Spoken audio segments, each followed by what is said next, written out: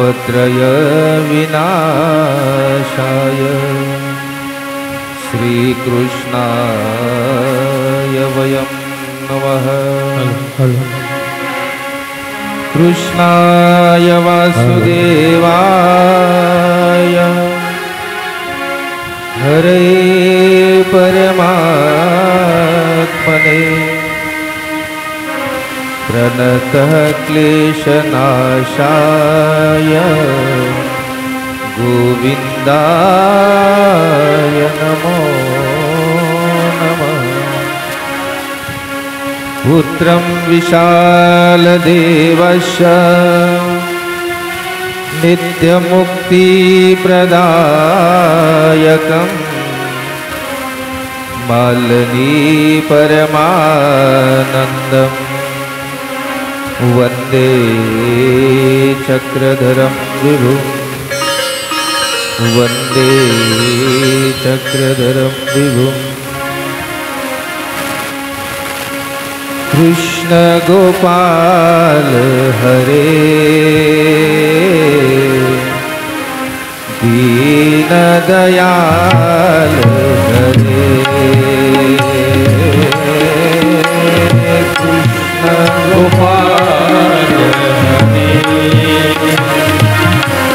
जय दीन दयाल हरे हरे। कृष्ण गोपाल हरे जय दीन दयाल हरे। तुम ही करता तुम ही कारक तुम ही करता तुम ही कारण परम कृपाल हरे जय दीन दयाल हरे। जय जय कृष्ण गोपाल हरे जय दीन दयाल हरे।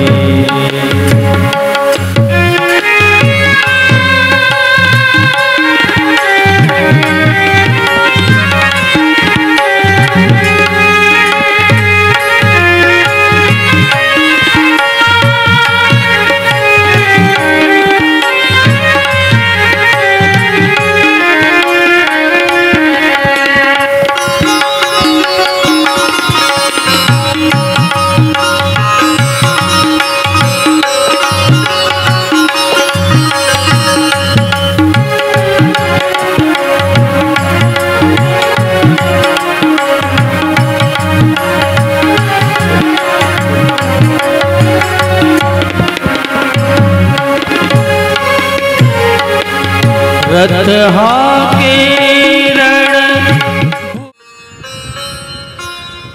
संगीतमय श्री चक्रधर प्रभू कथा आणि आपला हा कथेचा आजचा तिसरा दिवस। सुरुवातीला सांगितलं होतं की ज्याप्रमाणे आपण आपल्या डोळ्यांनी संपूर्ण जग पाहतो, पण आपल्या डोळ्यातली घाण आपल्याला दिसत नाही। मग एखाद्या साधनाचा वापर करावा लागतो। समोर आरसा घेतल्यानंतर आपल्याला कळतं की आपल्या डोळ्यामध्ये घाण आहे। त्याप्रमाणे माझ्यातले जे काही दोष आहेत ते मला निश्चितपणाने कळणारे नाहीत। म्हणून जे माझे गुरु सुहृद आहेत, ज्यांनी अत्यंत मनाभावातून माझ्यावरती प्रेम केलेलं आहे आणि लेकराचं कौतुक म्हणून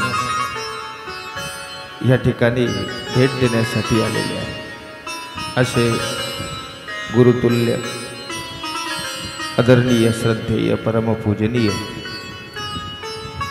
प्रातस्मरणीय आचार्य प्रवर महंत श्री जायराज बाबाजी कपाटे बोरी तथा लिमगाव, त्याचप्रमाणे मानोबा पंथातील सुप्रसिद्ध कीर्तनकार पदयात्राकार ज्यांनी देखील माझ्यावर अत्यंत भरभरून प्रेम केलेलं आहे, लेकराचं कौतुक पाहण्यासाठी या ठिकाणी आलेले आदरणीय श्रद्धेय परमपूजनीय आचार्य प्रवर महंत श्री विश्वनाथ बाबाजी कोठी पिंपळा बत्त्या, त्याचबरोबर आमचे परमस्नेही आदरणीय सतीशराज दादाजी कोठी, आदरणीय हंसराज दादाजी नांदेडकर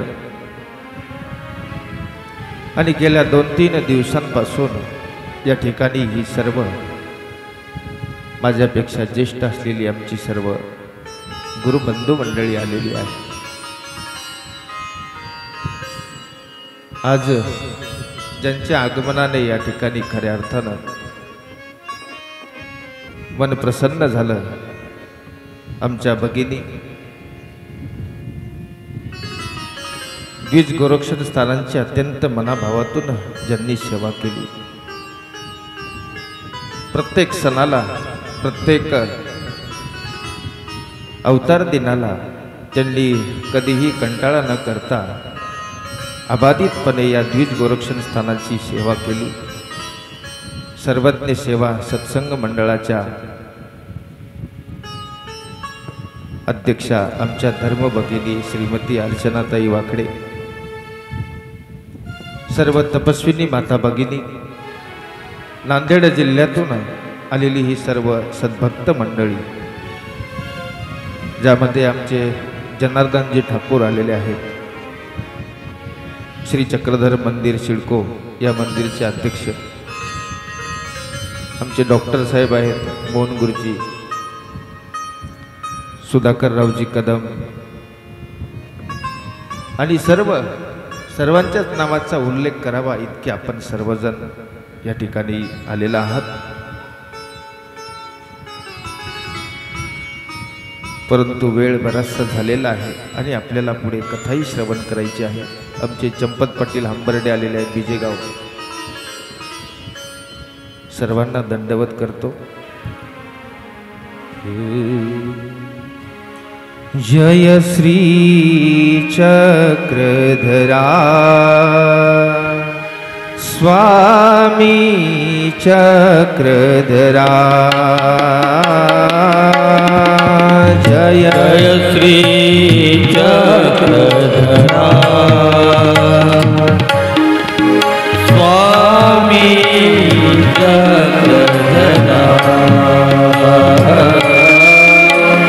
जय श्री चक्रधरा स्वामी चक्रधरा,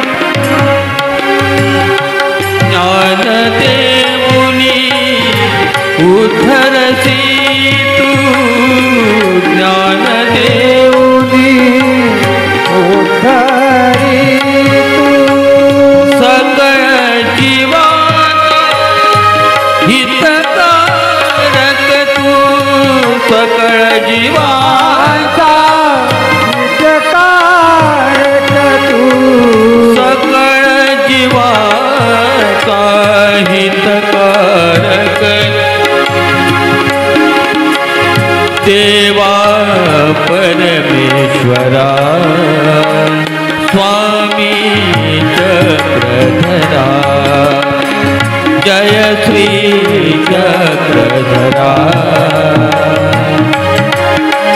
स्वामी चक्रधरा जय श्री चक्रधरा स्वामी चक्रधरा जय श्री चक्रधरा स्वामी चक्रधरा। पूर्ण परब्रह्म परमेश्वर अवतार, पूर्ण परब्रह्म परमेश्वर अवतार साधनदाता सर्वज्ञ श्री गोविंद प्रभू महाराजांपासून शक्ती स्वीकार करून या सालबर्डीच्या डोंगरामध्ये 12 वर्ष क्रीडले आणि त्या 12 वर्षाच्या कालखंडामध्ये सस्याचं रक्षण केलं, मुक्ताबाईला भेट दिली। 1300 वर्षाची तपश्चर्या करणारी मुक्ताबाई, त्या मुक्ताबाईची कंदमुळे आरोग्य करून देहविद्या त्या मुक्ताबाईला या भगवंतांनी दिली आणि त्या सालबर्डीच्याच डोंगरामध्ये 12 वर्ष त्या ठिकाणी सर्वज्ञ श्री चक्रधर महाराजांनी मौन राहून अवस्था स्वीकार केलेली आहे। काल थोडक्यामध्ये आपण बघितलं की आपण एकदा कदाचित देवाने नुसता विचार आपल्याला सांगितला असता तर माझ्यासारखा एखादा म्हटला असता की बाबा देवा तुम्हाला सांगायला काय लागतं, सांगायला काय लागतं, पण देवाने तसं केलं नाही। देवाने अगोदर आचार केलेला आहे आणि काल आपण सुंदर असं भजन त्या ठिकाणी श्रवण केलं की भगवंताचं कडकडीत वैराग्य आहे, कडकडीत अवस्था स्वीकारलेली आहे। अनंत ब्रह्मांडाचा मालक, अनंत ब्रह्मांडाचा मालक, अनंत ब्रह्मांडाचा मालक, अनंत ब्रह्मांडाचा मालक, श्रीकराने भिक्षा मागत, श्रीकराने भिक्षा मागत, झोळीही नाही पात्रही नाही, झोळीही नाही पात्रही नाही, स्वानंदी फिरले मला ते चक्रधर दिसले, मला ते चक्रधर दिसले। दुरम्य काठी गोदातटीच्या दुरम्य काठी दिसले मला से चक्रधर दिसले, मला से चक्रधर दिसले, मला से चक्रधर दिसले। आणि त्याच ठिकाणी झोळी नाही पात्र नाही। अरे ऊन वारा पाऊस खड्या गोट्यावरती भगवंताने निद्रा करावी। आज आपल्याला थंडीच्या दिवसामध्ये अनेक ब्लँकेट 2-2, 3-3 ब्लँकेट घेतले तरी थंडी वाजते। फटाले बाई काल नव्हते तुम्ही, थंडी वाजते का नाही थंडीच्या दिवसामध्ये? अरे भगवंताला कसल्याही प्रकारचं फक्त एक सोडा कटी प्रदेशी, एक सोडा श्रीमुगुटी आहे। आणि कशासाठी? सालबर्डीच्या डोंगरामध्ये भगवंत राहिलेला आहे फक्त या जीवाच्या उद्धारासाठी। 12 वर्ष मौन्य अवस्थेमध्ये भगवंताने चिंतन केलं,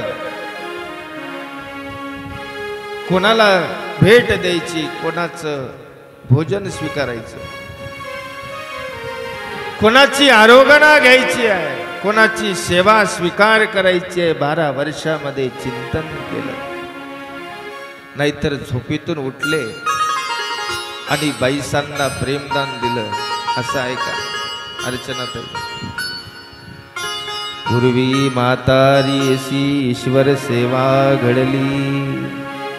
अरे पूर्व जन्मामध्ये म्हातारी म्हणजे बाईसांना ईश्वराची सेवा घडली, म्हणून घरा जाऊन संबंध दिला. लक्षात ठेवा, आज तुमचा योग परमार्गाशी आलेला आहे. आज तुम्ही उपदेशी घरामध्ये आहात, काहींना अनुसरण घडलेलं आहे, त्या मागची ठेवण असते. अनेक जन्माची बोटी बोटी योग्यता ती एकत्र केल्यानंतर असं सुकृत फळाला येत असतं. म्हणून 12 वर्षामध्ये कोणाकडे जायचं, नेमकं या महाराष्ट्रामध्ये येऊन काय करायचं हे भगवंताने चिंतन केलं. आणि त्या ठिकाणावरून सालबर्डीच्या डोंगरावरून सर्वज्ञ श्री चक्रधर स्वामी महाराजांचा प्रवास आता एकांकाकडे सुरू आहे. कारण 7 दिवसामध्ये कुठलाच ग्रंथ पूर्ण होणारा नाहीये. पण भगवंतांनी केलेलं कार्य नेमकं काय आहे हे आपल्याला खऱ्या अर्थानं या 7 दिवसामध्ये जेवढं आपल्या हाती पदरी लागेल तेवढं या ठिकाणी श्रवण करायचं आहे.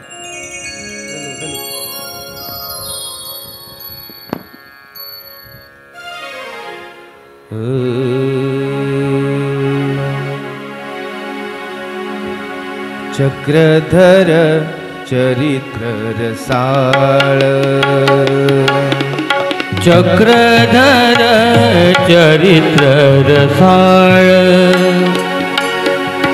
चक्रधर चरित्र रसाळ.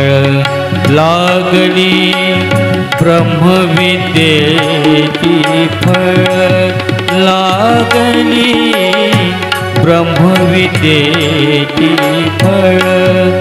परिमळे सुगंध सुपरिमळ, चक्रधर चरित्र रसाळ, चक्रधर चरित्र रसाळ, चक्रधर चरित्र रसाळ.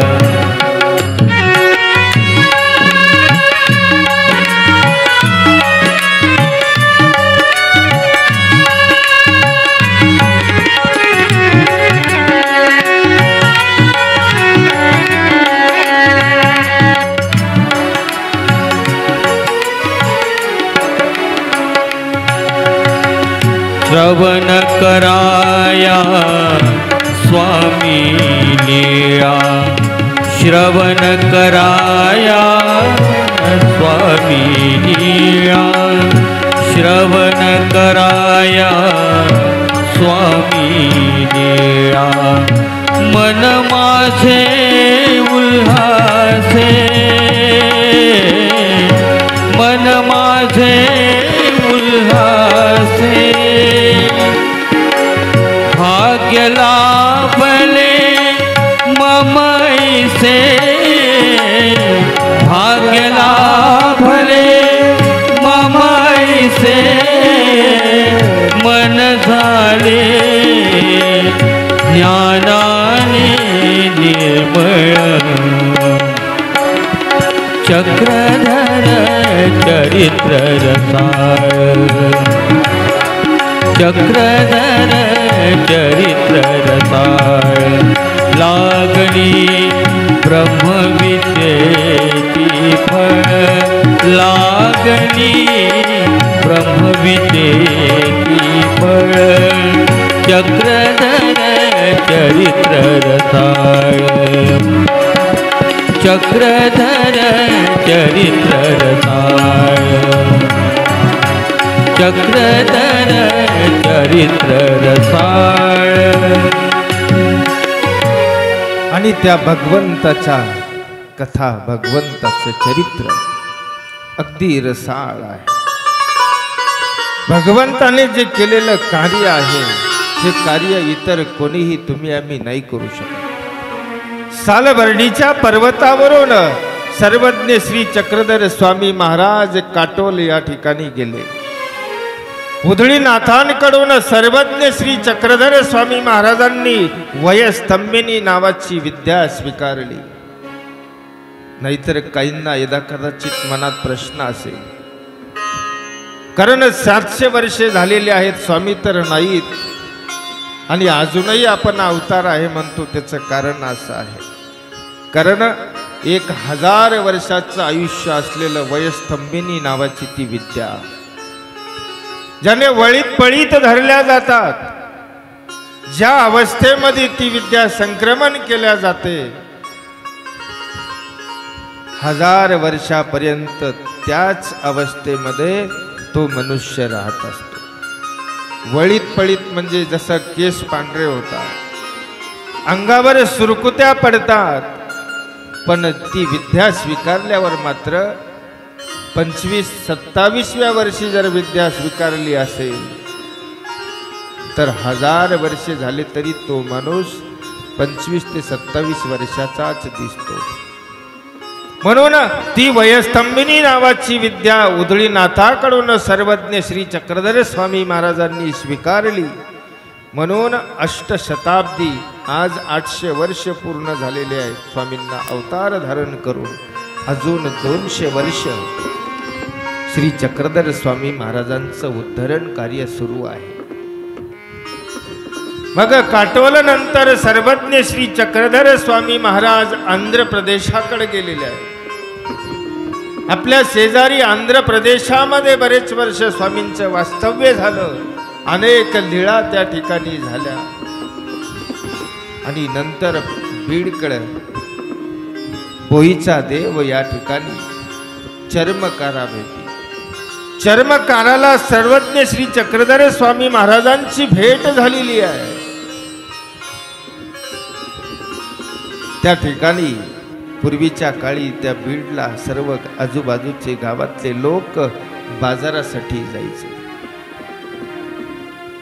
आणि बाजारासाठी जात असताना घाटावर एक वृक्ष होता. त्या वृक्षाखाली पानपोई लावलेली होती. दिवस उन्हाळ्याचे असतील कदाचित. आजही आपल्याला ठिकठिकाणी उन्हाळ्याच्या दिवसामध्ये रस्त्याच्या कडेला पानपोया दिसतात. आणि सर्वज्ञ श्री चक्रधर स्वामी महाराज त्या ठिकाणी बसले होते. बाजार करून एक चर्मकार आपल्या पत्नीसह आता घरी वापस जाताना त्या पोईच्या देवाला पाणी पिण्यासाठी त्या ठिकाणी आलेले आहे. मला वाटतं एक सुंदर असं भजनही त्यावर आहे. फुलवाल्या दादा हार दे रे गुंफून,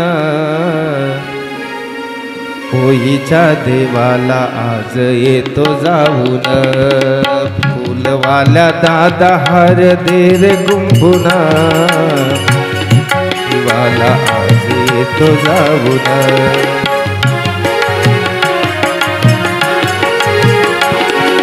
फूलवाल्या दादा हार दे रे गुंफून, फूलवाल्या दादा हार दे रे गुंफून, पोहीच्या देवाला आज येतो जाऊन.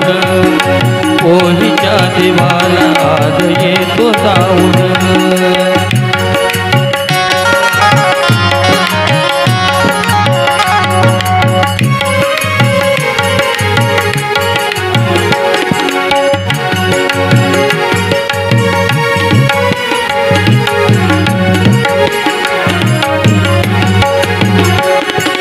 पोहीचा हो देवा हे घाटावरी, पोहीचा हो देवा हे घाटावरी, पोहीचा हो देवा हे घाटावरी.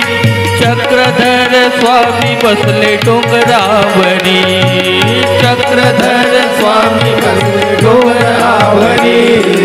फूलवाल्या दादा हार दे रे गुंफून, फूलवाल्या दादा हार दे रे गुंफून, पोहीच्या देवाला आज येतो जाऊन. पोहीच्या देवाला आज येतो जाऊन. पोहीच्या देवाला आज येतो जाऊन. फूलवाला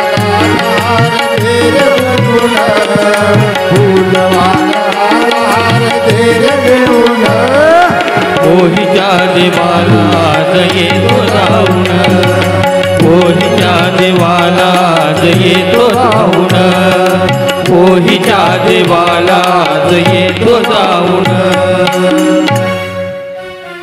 आणि त्या पोईच्या देवाला कवी कर्त्यांनी सांगितलं की बाबा अरे दादा मला एखादा फुलांचा हार गुंफून देऊन दे.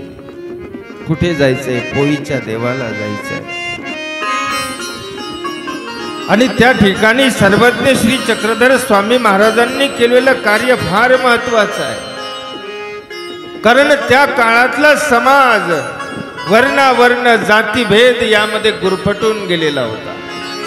अंधश्रद्धा इतक्या प्रचलित प्रमाणामध्ये अंधश्रद्धा होती. कर्मकांडामध्ये आपण सर्वजण गुरफटून गेलेलो होतो. बोलायची ताकद नव्हती. एखाद्याने जर समजा एखादा प्रयत्न जर केला तर त्यावर कठोर कारवाई केल्या जायची, शिक्षा द्यायची. आणि अशा अवस्थेमध्ये सर्वज्ञ श्री चक्रधर स्वामी महाराज एकांक काळामध्ये पोईच्या देवाला गेले. सर्वात अगोदर ही क्रांती भगवंताने केलेली आहे. अरे बाबा हो, चर्मकार आहे, जातीने शूद्र मानल्या जाणारा चर्मकार आहे. दोघे जण देवाजवळ आलेले आहेत. स्वामींची भरवी 32 लक्षणी मूर्त पाहून तो वेदलेला आहे, वेद निर्माण झालेला आहे. आणि सर्वज्ञ श्री चक्रधर स्वामी महाराजांना आपल्या जवळचा पुडवाटवा काढल्यानंतर पानाचा विडा त्या चर्मकाराने स्वामींना दिला. स्वामींनी तो विडा घेतला. त्यामध्ये आपल्याला खऱ्या अर्थानं देवाने दाखवून दिलं की अरे बाबा, जगाच्या पाठीवर फक्त 2च जाती आहेत. जगाच्या पाठीवर फक्त 2च जाती आहेत, स्त्री आणि पुरुष. आपण जाती पातीमध्ये गुरफटून गेलो. अरे मोक्षाचा अधिकार सर्वांना आहे. 5200 वर्ष अगोदर भगवान गोपाल कृष्ण महाराजांनी सुद्धा सांगितलं, स्त्रियो वैशास्तता शूद्रास्तेपि अंती पराम गतिम. अरे स्त्री असेल, वैश्य, शूद्र, प्रत्येकाला या ठिकाणी मोक्षाचा अधिकार आहे, परमगतीला जाण्याचा अधिकार आहे. म्हणून जगाच्या पाठीवर महानुभाव पंथ असा एकमेव पंथ आहे की ज्यामध्ये खऱ्या अर्थानं ईश्वराविषयी त्याला आवडी असेल. तो कुठल्या जातीचा आहे, कुठल्या धर्माचा आहे हे बघितल्या जात नाही. फक्त तो धर्मी लागला पाहिजे. अपर धर्मापासून काढून परधर्मी लावणे हा एक प्रेमोपायाचा उपाय आहे. जीवनामध्ये आपल्याकडून जर एखादी कुठली गोष्ट जर समजा अशी एखादी घडली तर ते सोन्याहून पिवळं म्हणतात तशी आहे, ध्यानात ठेवा. एखाद्याला तुम्ही सहज बसल्या जागी जर खऱ्या अर्थानं आपल्या देवाच्या अमोघा लीळा जर सांगत राहिले, अति गूढ तत्वज्ञान सांगा म्हणत नाही. एक धर्माचं तत्वज्ञान आहे, पंथाचं तत्वज्ञान आहे. स्वामींनी केलेलं कार्य जसं आज मी तुमच्या समोर मांडतोय, म्हणजे काय सांगतोय, अरे बाबा माझ्या देवानी काय सांगितलं, देवानी काय केलं, हे तळागाळातल्या लोकांपर्यंत आपल्याला पोहोचवायचं आहे. आणि त्यातला जर एखादा खरोखर जिज्ञासू असेल, त्याला आवड उत्पन्न झाली, वेद लागला आणि तो जर मार्गामध्ये आला तर त्याच्यासोबत आपलाही उद्धार होणार आहे. अपरधर्मापासून काढी. हे काही साने, हे काही कवने ठाई असे. आता 2 दिवस गैरहजर होत्या अर्चनाताई. सत्संगाच्या माध्यमातून त्यांना कळालं की अरे बाबा हो, ही सुद्धा एक जीवधरणाचा जो व्यापार आहे, ईश्वराने विडा उचललेला आहे, जीवाच्या उद्धाराचं व्यसन स्वीकारलेलं आहे. अधिकरणा ते अधिकरोनी परमेश्वराची उद्धरिती. एखाद्या अधिकरणाला, एखाद्या साधू संताला निमित्त करून परमेश्वर या जीवांचा उद्धार करताय. मग त्यामध्ये एखादा सद्भक्त असू शकतो, एखादा वासनिक असू शकतो. भगवंत कोणालाही निमित्त करून तुमच्यापर्यंत ज्ञानदातृत्वाचं कार्य करतात. आणि या जीवोद्धरणाच्या व्यापाराला एक आपला हातभार आहे. आपण थोडासा हातभार लावल्यासारखं आहे, ध्यानात ठेवा. पण लावलेली जशी करंगुळी भगवंताने लावली आणि जशा सवंगड्यांनी काट्या लावल्या त्या गोवर्धन पर्वताला, तशी आपण सुद्धा एक काठी लावल्यासारखं आहे. चक्रधरा श्री चक्रधरा जय जय बोला चक्रधरा. चक्रधरा जय जय बोला चक्रधरा. चक्रधरा श्री चक्रधरा जय जय बोला चक्रधरा. चक्रधरा श्री चक्रधरा जय जय बोला चक्रधरा. चक्रधरा श्री चक्रधरा जय जय बोला चक्रधरा. चक्रधरा श्री चक्रधरा जय जय बोला चक्रधरा. चक्रधरा श्री चक्रधरा जय जय बोला चक्रधरा. चक्रधरा श्री चक्रधरा जय जय बोला चक्रधरा. चक्रधरा श्री चक्रधरा जय जय चक्रधरा. चक्रधरा श्री चक्रधरा जय जय बोला चक्रधरा.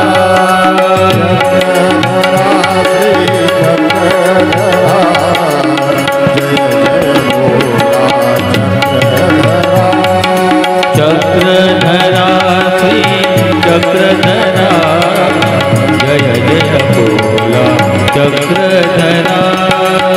जय जय बोला चक्रधरा जय जय बोला चक्रधरा. म्हणून अरे कोणालाही धर्माचा अधिकार आहे, कोणीही परमार्गामध्ये येऊ शकतो. स्त्रियो वैशा सदा शूद्रा असते यांती पराम गतीम. तसं त्या चर्मकाराच्या फोडी आरोग्यल्या भगवंताने दाखवून दिले की बाबा या ठिकाणी कोणी लहान नाही, कोणी मोठा नाहीये. तू कुठल्याही याचा असेल तर तुझा अधिकार आलेला आहे ना, बस विषय संपला. म्हणून ध्यानात ठेवा, पुढची लीळा आपल्याला कदाचित माहिती आहे. पत्नी गडबड करते आहे, अरे चला सांगा तू दूर पावत आहे, चला ना उशीर झाला, संध्याकाळ झाली. त्या काळी लोक लुटायचे. बाजाराला गेलेल्या माणसाला घरी परत येईल की नाही सांगता येत नव्हतं का, तर रस्त्याने लुटारू लोक खूप होते त्या काळी. आमच्या देवाला सुद्धा अनेक लोकांनी या त्रास देण्याचा प्रयत्न केला, या लुटारू लोकांनी. कथा आहे. पत्नी गडबड करते, चला आपल्याला घरी जायचंय, अंधार झालेला आहे, चला थोडस थांब ना थोडं. पत्नी दोनदा बाहेर गेली, आतमध्ये आली. तुम्हाला यायचं का मी जाऊ? चर्मकार म्हणतो जा. परत 2 पावलं पुढे गेल्यानंतर तिसऱ्यांदा परत माघारी आली. खरंच सांगा तुम्ही येणार नाहीत का, मी जाऊ का? जा. ठीक आहे, फेडी आहे माझी आहे मातेचा हात. झालं, तुमचा आमचा संबंध संपला. फेडून टाका. माथ्यावर जे कुंकू लावला आजपर्यंत ते पुसून टाका, फेडून टाका. तोही चर्मकार असा होता, जा फेडून टाकलं. अरे कोण साक्षी आहे म्हटले? तुझं माझं बोलणं झालं, साक्षी कोण आहे? ते गोसावी साक्षी आहे. जीजी तुम्ही साक्षी आहेत का? देवही म्हटले हो आम्ही साक्षी आहोत. त्या बाईला वाटलं असेल मनामध्ये की बाबा यांनी तरी निदान बाबा मला काही घेणं देणं नाही म्हणायला पाहिजे होतं ना. देवही मान हलवतात, हो आम्ही साक्षी आहोत. का? अरे त्या जीवाचा अधिकार आहे, त्याला यायचं आहे. देवाचं दर्शन होणं सोपं नाही आहे. लक्षात ठेवा, देवाचं दर्शन अहो भल्या भल्याला साधूंचं दर्शन नाही. दया ज्ञानियाची निदर्शने पापा होती पुरश्चरणे. दयाचा अवहेर न करावा कवने भलते न वंदावे. अरे साधूच्या दर्शनानं सुद्धा पापांच्या राशी नाशल्या जातात, पुरश्चरण होते. पण इतर ईश्वराचं दर्शन आहे, दर्शन कोणालाही होत नाही, ध्यानात ठेवा. अरे रामदेव राजाने निश्चय केला, देवाच्या दर्शनाला आज शिर जरी वेगळं झालं हरकत नाही, काही होऊ द्या, पाऊस होऊ द्या, नाही तर काही होऊ द्या, देवाचं दर्शन घेणार म्हणजे घेणार, असा निश्चय करणारा रामदेव राजा निघाला. वेरूळला आला, देव निघून गेले, देवानी दर्शन नाही दिलं. का तर अधिकार नाहीये. ज्या दशेमध्ये, ज्या वयामध्ये, ज्या जन्मामध्ये तुम्हाला दर्शन भेटायचं आहे, तो अधिकार आल्यानंतर कोणीही रोखू शकत नाही. म्हणून चर्मकाराला देवाचं दर्शन झालं. स्वामींनी देखील मान हलवली, हो आम्ही साक्ष आहोत. पत्नी निघून गेली, चर्मकाराला त्यांनी स्वामींनी उचिष्ट प्रसाद दिला, तांबूळ दिलं, पीक आतमध्ये घेतली. हाडा गदल्या पापा पुरश्चरण. भगवंताच्या श्रीमुखातला प्रसाद चर्मकाराने अत्यंत आवडीपूर्वक घेतलेला आहे, ध्यानात ठेवा. आणि स्थिती झालेली आहे. मग स्थितीच्या भरामध्ये तिथून निघून गेला. त्या अंबाजोगाई परिसरामध्ये त्या ठिकाणी ब्राह्मण होऊन वर्तत होता. सगळीकडे लोक पूजा अर्चा करायचे. लीळा कथा ही माहिती आहे. मग एक दिवस त्याची ख्याती बघितली, अंगावर गळा माळ्यात हे ते सगळे लोक त्या ठिकाणी करत होते. अरे हा तर आमच्या गावचा चर्मकार आहे म्हटले, चांभार आहे. एकाला कळलं वार्ता, दुसऱ्याला दुसऱ्याची वार्ता, सर्वांना कळाली की अरे याने सर्व गाव विटाळला म्हटले, गाव विटाळला, ध्यानात ठेवा. आणि मग खरोखर बघितलं तर तो त्या गावचा चांभार होता. आता याला शिक्षा काय द्यावी म्हणून त्या काळामध्ये निबंधकार होते. निबंधामध्ये बघितल्या जायचं, एखाद्याकडून एखादा काही गुन्हा घडला, चूक घडली तर त्या निबंधात बघून शिक्षा द्यायची. तर एक खड्डा खोदून त्यामध्ये चुनखडे टाकून त्यात ठेवल्या जायचं. ती शिक्षा दिली. शिक्षा दिल्यानंतर परत लोक तिथून आले. अरे कशाची गर्दी, एक जणाला नाही, आमका आमका तो सगळा गाव विटाळला म्हणे, तो चांभार होता, त्याला या ठिकाणी शिक्षा दिली, चुनखड्यामध्ये पुरून टाकलं. कधी म्हणे आत्ता तासापूर्वी. अरे मी आता 2 मिनिटाखाली तिकडच्या गल्लीतून आलो, तो तर त्या गल्लीमध्ये फिरतो आहे. आणि बघितलं तर काय, खरोखर त्या ठिकाणी ज्या अवस्थेमध्ये गळ्यामध्ये माळा होत्या, हार होता, त्याच अवस्थेमध्ये एक पाकळी सुद्धा सुकलेली नाहीये. भगवंताने खऱ्या अर्थानं त्याला स्थिती दिलेली आहे. कोणाची परीक्षा नका बघत जाऊ, कारण आपल्याला माहिती नसतो. कधी कधी आपणही खऱ्या अर्थानं आपल्या घरी एखादा साधू आला तर आपण त्याची परीक्षा पाहतो. तुम्हाला माहित नसलं ना तर अवश्य त्यांना विचारा, बाबा हे कसं ते कसं. मी तर पहिले सांगितलं, बाबा आम्हाला जर आलं तर आम्ही तुम्हाला ठामेठोकपणे माहीत असलं तर सांगू, नसेल तर गुरूंना विचारून सांगू. त्यामध्ये काय कमीपणा आहे? अरे खंड ज्ञान आहे जीवाचं. अनेक वेळा घोकलं, ध्यानात राहत नाही, पण आपल्याला संदेह आहे, तुम्हाला चुकीचं सांगितल्या जाईल, हरकत नाही, नका सांगू, काही कमीपणा नाही. म्हणून त्याला आलं एखादा येतं की नाही म्हणून कधी आपण परीक्षा घेतो. जशी या चर्मकाराची परीक्षा घेतली किंवा त्याला शिक्षा दिली. या ठिकाणी सर्वज्ञ श्री चक्रधर स्वामी महाराजांनी सुद्धा या चर्मकाराला या ठिकाणी स्थिती देऊन खऱ्या अर्थानं आपल्या कैवल्यगडाच्या मार्गाला लावलेला आहे. तसं आपल्यालाही भगवंताचं सुख प्राप्त झालं पाहिजे, भगवंत आपल्याला मिळाला पाहिजे, आपली सुपारी सुद्धा भगवंताने घेतली पाहिजे. हे देखील आपल्याला या ठिकाणी देवाला प्रार्थना करायची आहे, तळमळ करायची आहे. आणि मनाभावातून जर तळमळ केली तर ती तळमळ ईश्वरापर्यंत पोहोचत असते, ध्यानात ठेवा. तिथून सर्वज्ञ श्री चक्रधर स्वामी महाराज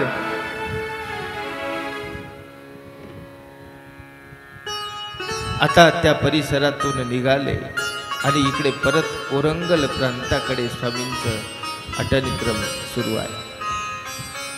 आणि अटनादिक्रमे जात असताना ओरंगल प्रदेशामध्ये माधवा भक्तांना सर्वज्ञ श्री चक्रधर स्वामी महाराजांनी प्रेम दिलं. तो ब्राह्मण आहे. एका नदीच्या काठावर सर्वज्ञ श्री चक्रधर स्वामी पिंपळाच्या झाडाखाली बसलेले आहेत. 15व्या अध्यायामध्ये पिंपळाच्याही झाडाला महत्व आहे. ऊर्ध्वमूलम अधशाखम अश्वत्थम प्राहुरव्ययम छंदंसि यस्य पर्णानि यस्तं वेद स वेदवित्. काय अर्थ आहे बरं? सांगता येईल कोणाला? या श्लोकाचा अर्थ काय आहे?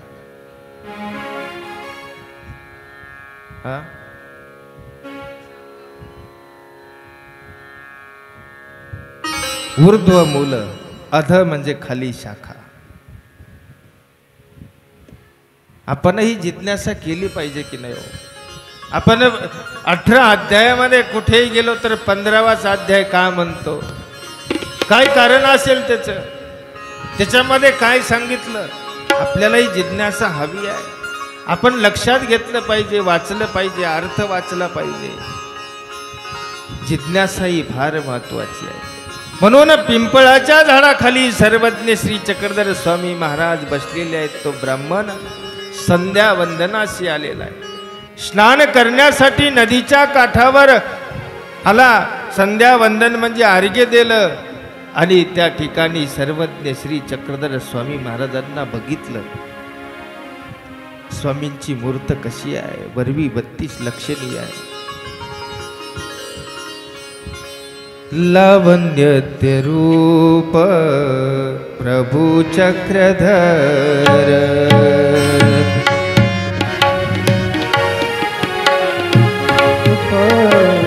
प्रभु चक्रधर लावण्य ते रूप प्रभु चक्रधर लावण्य रूप प्रभु चक्रधर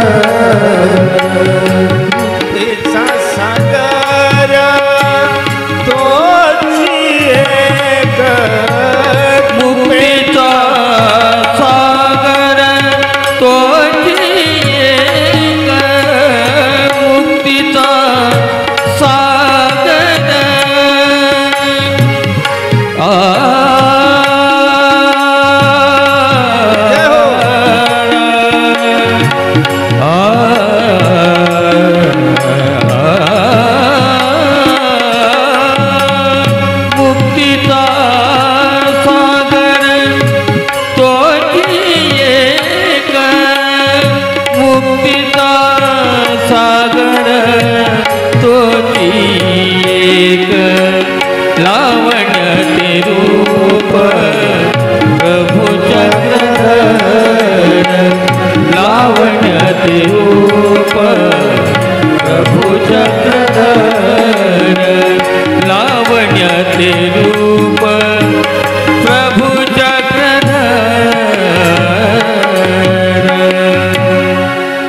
लावण्य रूप प्रभु चक्रधर कृपेचा सागर तोची एक. असं रूप बघितल्यानंतर हा ब्राह्मण वेधलेला आहे, स्वामींकडे गेला, स्वामींना दंडवत केला, स्वामींच्या श्री चरणा लागला, स्वामींजवळ बसला, विनंती केली, जीजी माझे आवाराशी विजय करा, चला घरी चला. आरोग्यासाठी विनविलं. देवांनी त्यांची विनंती स्वीकार केली. देवांनी सांगितलं की आम्हालाही प्रवृत्ती होती त्यांच्याकडे जाण्याची. स्वामी भक्ताच्या, माधवा भक्ताच्या, ब्राह्मणाच्या घरी गेले, आदरातिथ्य केलं. स्वामींना त्या ठिकाणी पूजा अवसर झाला, स्वामींची पूजा केली, आरोगना झाली, स्वामी पोहोचले. ब्राह्मणाने सांगितलं, देवा तुम्हाला जोपर्यंत स्वस्त वाटेल तोपर्यंत तुम्ही माझ्या घरी थांबा, माझ्या घरी राहा, कारण देव अकारण कोणाच्याही घरी नाही न थांबत. त्याला एक दस्ती बांधता का तुम्ही? माईकला दस्ती बांधली. जोपर्यंत तुम्हाला स्वस्त वाटत नाही तोपर्यंत तुम्ही या ठिकाणी थांबा म्हटल्यानंतर देव थांबले आणि सांगितलं, ही माझी बहीण आहे, माझी धाकटी बहीण आहे, ती आपली सेवा शुश्रूषा करेल. आणि स्वामी त्या ठिकाणी राहतायत. ती बहीण स्वामींची अत्यंत आवडीपूर्वक सेवा करते. सकाळी उठल्यानंतर हा आपल्या व्यापाराला जायचा आणि परत संध्याकाळी घरी यायचा. देव घरी होते, विचारपूस करायचा, स्वामींना आरोग्याना भोजन झालं का, विचारपूस करायचा. ती बहीण सांगायची हो. असे बरेच दिवस गेले. मग लोक त्रिविधा प्रकारचे लोक असतात आणि आमच्या सर्वज्ञांनी सुद्धा 3 प्रकारच्या त्या ठिकाणी जसं अनुकूल, प्रतिकूल, उदास त्रिविध जन स्वीकारले.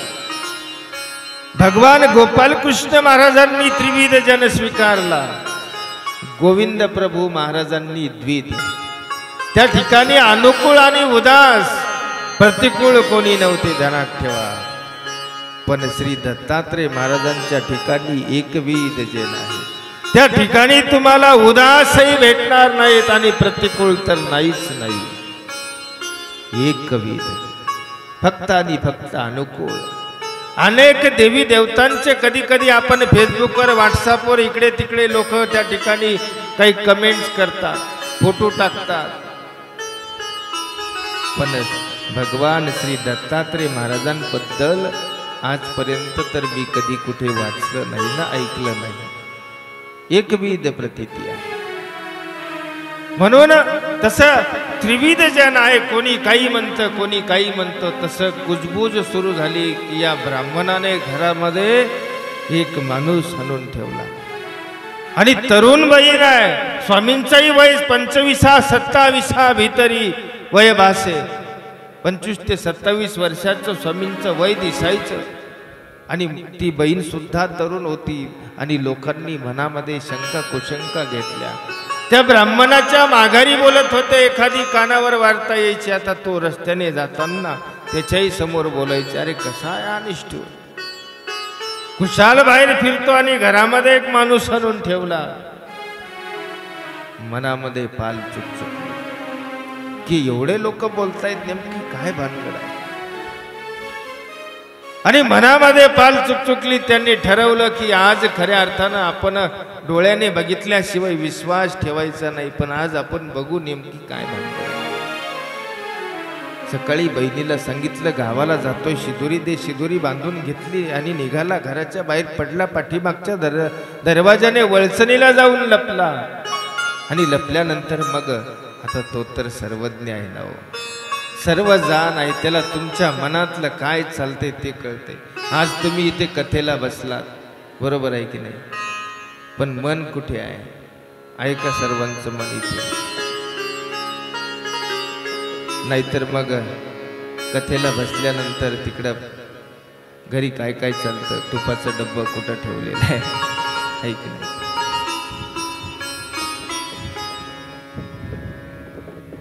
तशी गोष्ट आहे.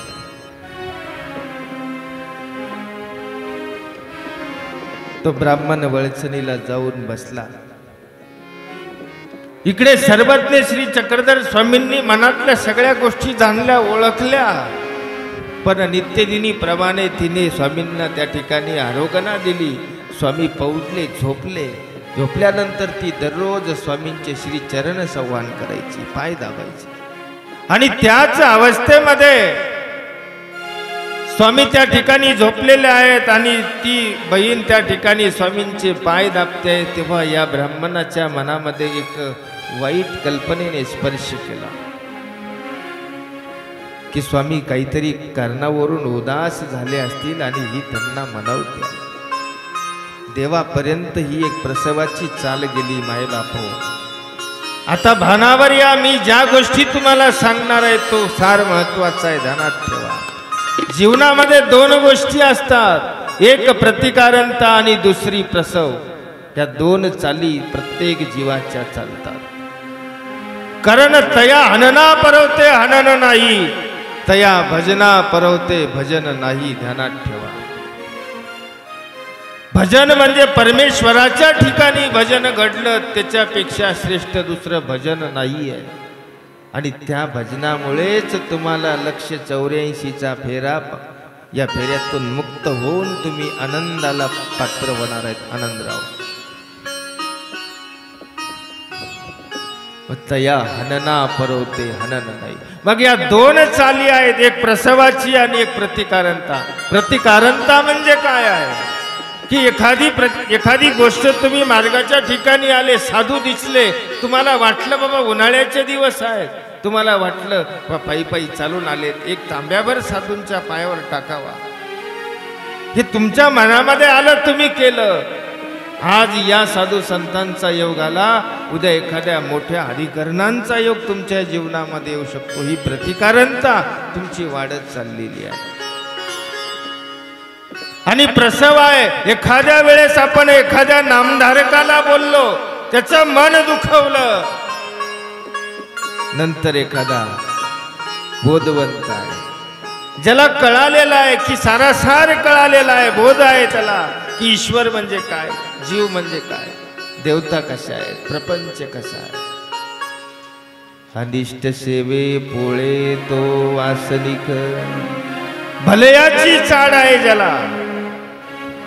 अलग लक्षात, प्रपंचामध्ये जरी असतो पण भल्याची चाड आहे,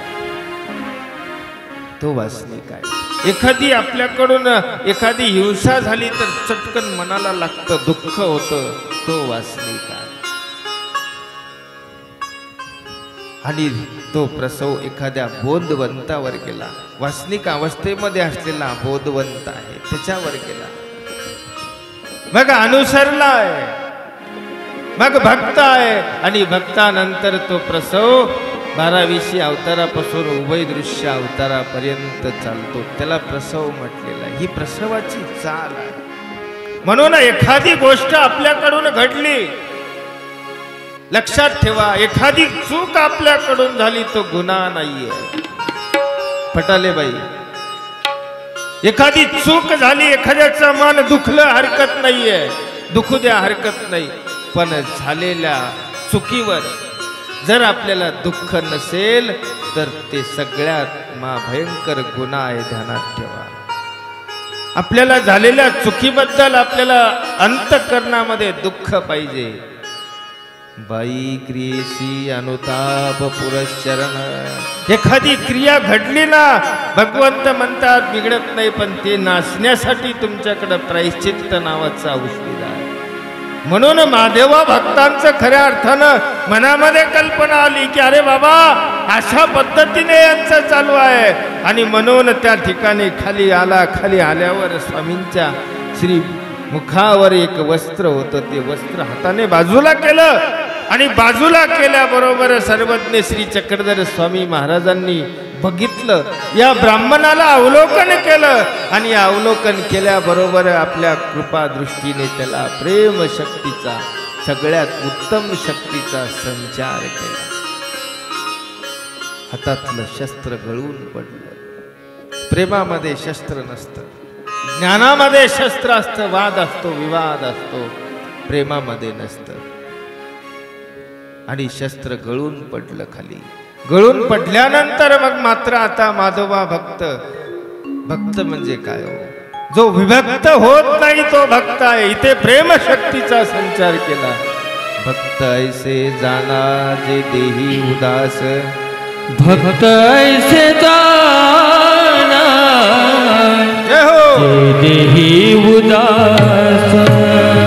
भक्त ऐसे जाना जे देही उदास.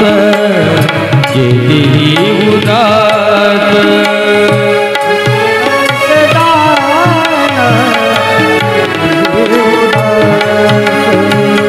भक्त ऐसे जाना जे देही उदास. गेले आशा पाश निवारणी.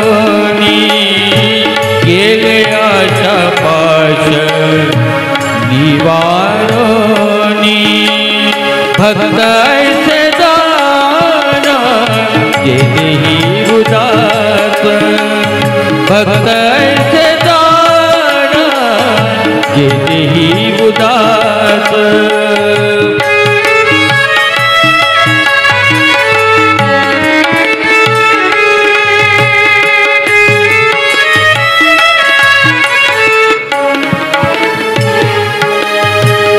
विषय तो त्याचा झाला नारायण. झाला नारायण.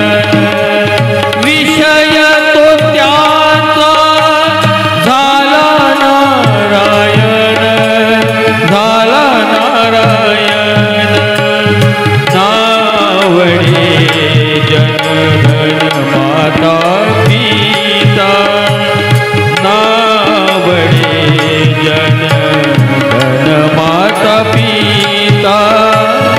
भक्त ऐसे जाना जे देही उदास. भक्त ऐसे जाना जे देही उदास. गेले आशा पाश निवारणी. गेले आशा पाश निवारणी. भक्त ऐसे जाना जे देही उदास. भक्त ऐसे जाना जे देही उदास. जे देही उदास. जे देही उदास. महादेवा भक्ताला प्रेम शक्तीचा संचार झाल्यावरच बघ आता तिथून पुढे तो देवाशिवाय राहू शकत नाही. लीळा कथा भाग तुम्हाला माहिती आहे. मी सविस्तर नाही सांगणार कारण मला अजून खूप प्रवास करायचा आहे. मग स्वामी आले. त्या भक्ताला स्वामींनी अलीकडच्या काठावर ठेवलं. स्वामी पलीकड तो निघाला. भक्त प्रेम संचार झाल्याबरोबर तो निघालेला का? भक्त देवाला सोडून राहू शकत नाही. ध्यानात ठेवा. मग दररोज येणाऱ्या ब्राह्मणाला विचारायचं तो ते असे असे पुरुष आहेत, कसे आहेत, तो चांगले आहेत का, बरे आहेत का? तो सांगायचा हो. दररोज विचारायचा. त्याला वाटलं अरे बाबा हा काय वेडा आहे का? इतक्या बारकाईनं रोज या ठिकाणी वाट पाहतो, विचारतो. अरे बाईला एखाद्या पुरुषाबद्दल वेद असणं साहजिक आहे आणि एखाद्या स्त्रीला पुरुषाला स्त्रीबद्दल असणं साहजिक आहे. पण हा पुरुष एका पुरुषाबद्दल विचारतोय रोज. आज ना याला खोटच सांगायचं म्हटलं. आज याला खोटच बोलू, बघू काय करतो. तो ब्राह्मण आला. विचारलं अरे बाबा कसे आहेत ते पुरुष, बरे आहेत का? असे असे पुरुष आहेत ते बरे आहेत का? हो. तो ब्राह्मणाने हो म्हणणारा आज म्हटला तुम्हाला माहिती नाही का? कळालं नाही? माहिती नाही तुम्हाला? नाही. अरे ते ऐसेनी ऐसे झाले. सर्पदंशाने त्यांचा देहांत झाला. सत्य एकदा विचारलं, दुसऱ्यांदा विचारलं आणि तिसऱ्यांदा सत्य शब्द नुसता स तोंडातून काढल्याबरोबर या भक्ताचं देह खाली पडलं. भक्त वियोगी नुरे भक्त हे देवाला सोडून राहू शकत नाही। तुम्ही आम्ही राहतो म्हणजे आपण भक्त नाहीये। भक्त ऐसे जाना जे देही उदास ती उदास आहे।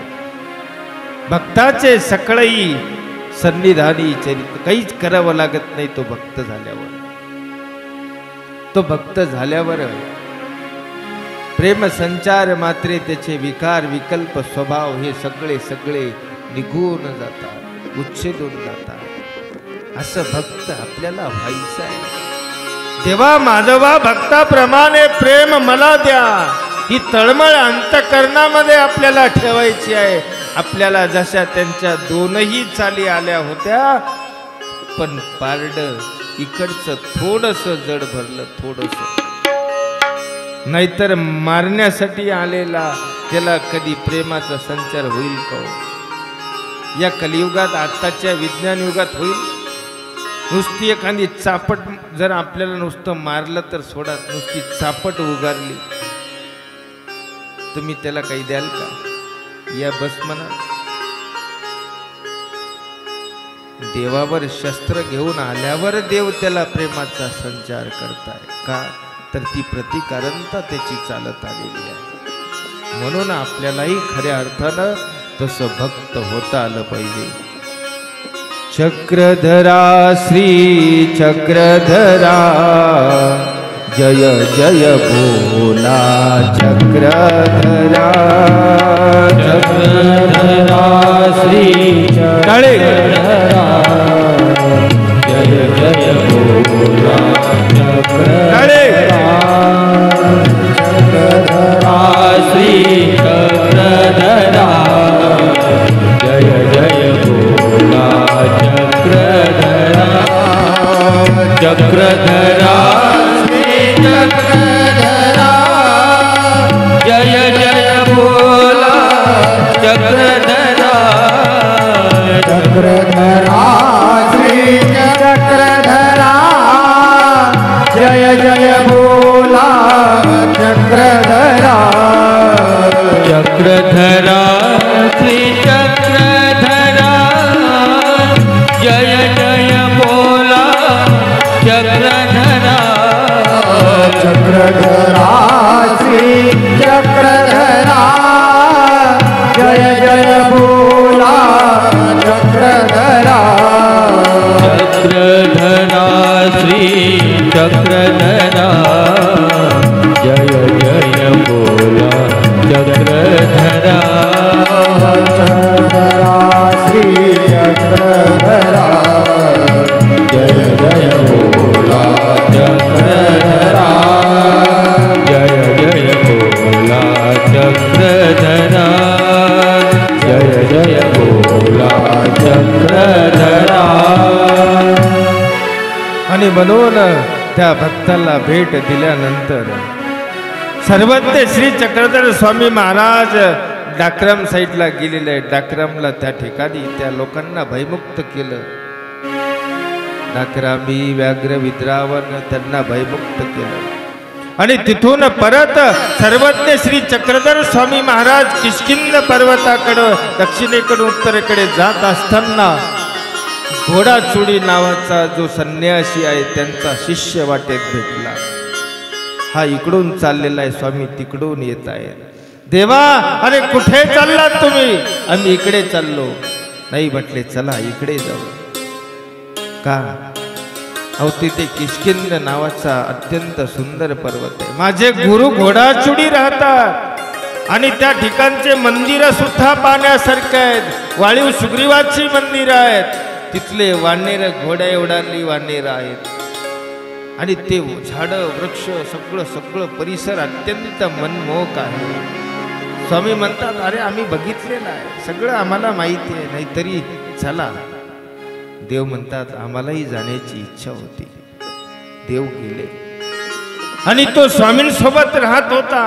रस्त्याने आता त्या पर्वताकडे जात असताना एक गावोनी गावा, या गावून त्या गावाला जायचे मजल दर मजल। मग कुठे मुक्काम व्हायचा, कुठे दुपार व्हायची, थांबायची। आणि तो दररोज स्वामींना विचारून भिक्षेला जायचा। त्या काळामध्ये चाटणी नावाचा एक प्रकार आहे, लक्षात ठेवा. भिक्षेमध्ये चाटणी नावाचा एक प्रकार आहे की ज्या घरी भिक्षेला गेल्यानंतर ताबडतोब त्याच घरासमोर आपण ती भिक्षा खाऊन टाकायची, त्याला चाटणी म्हणतात. आणि हा त्या दिवशी मात्र स्वामींना दंडवत करून गेला नाही,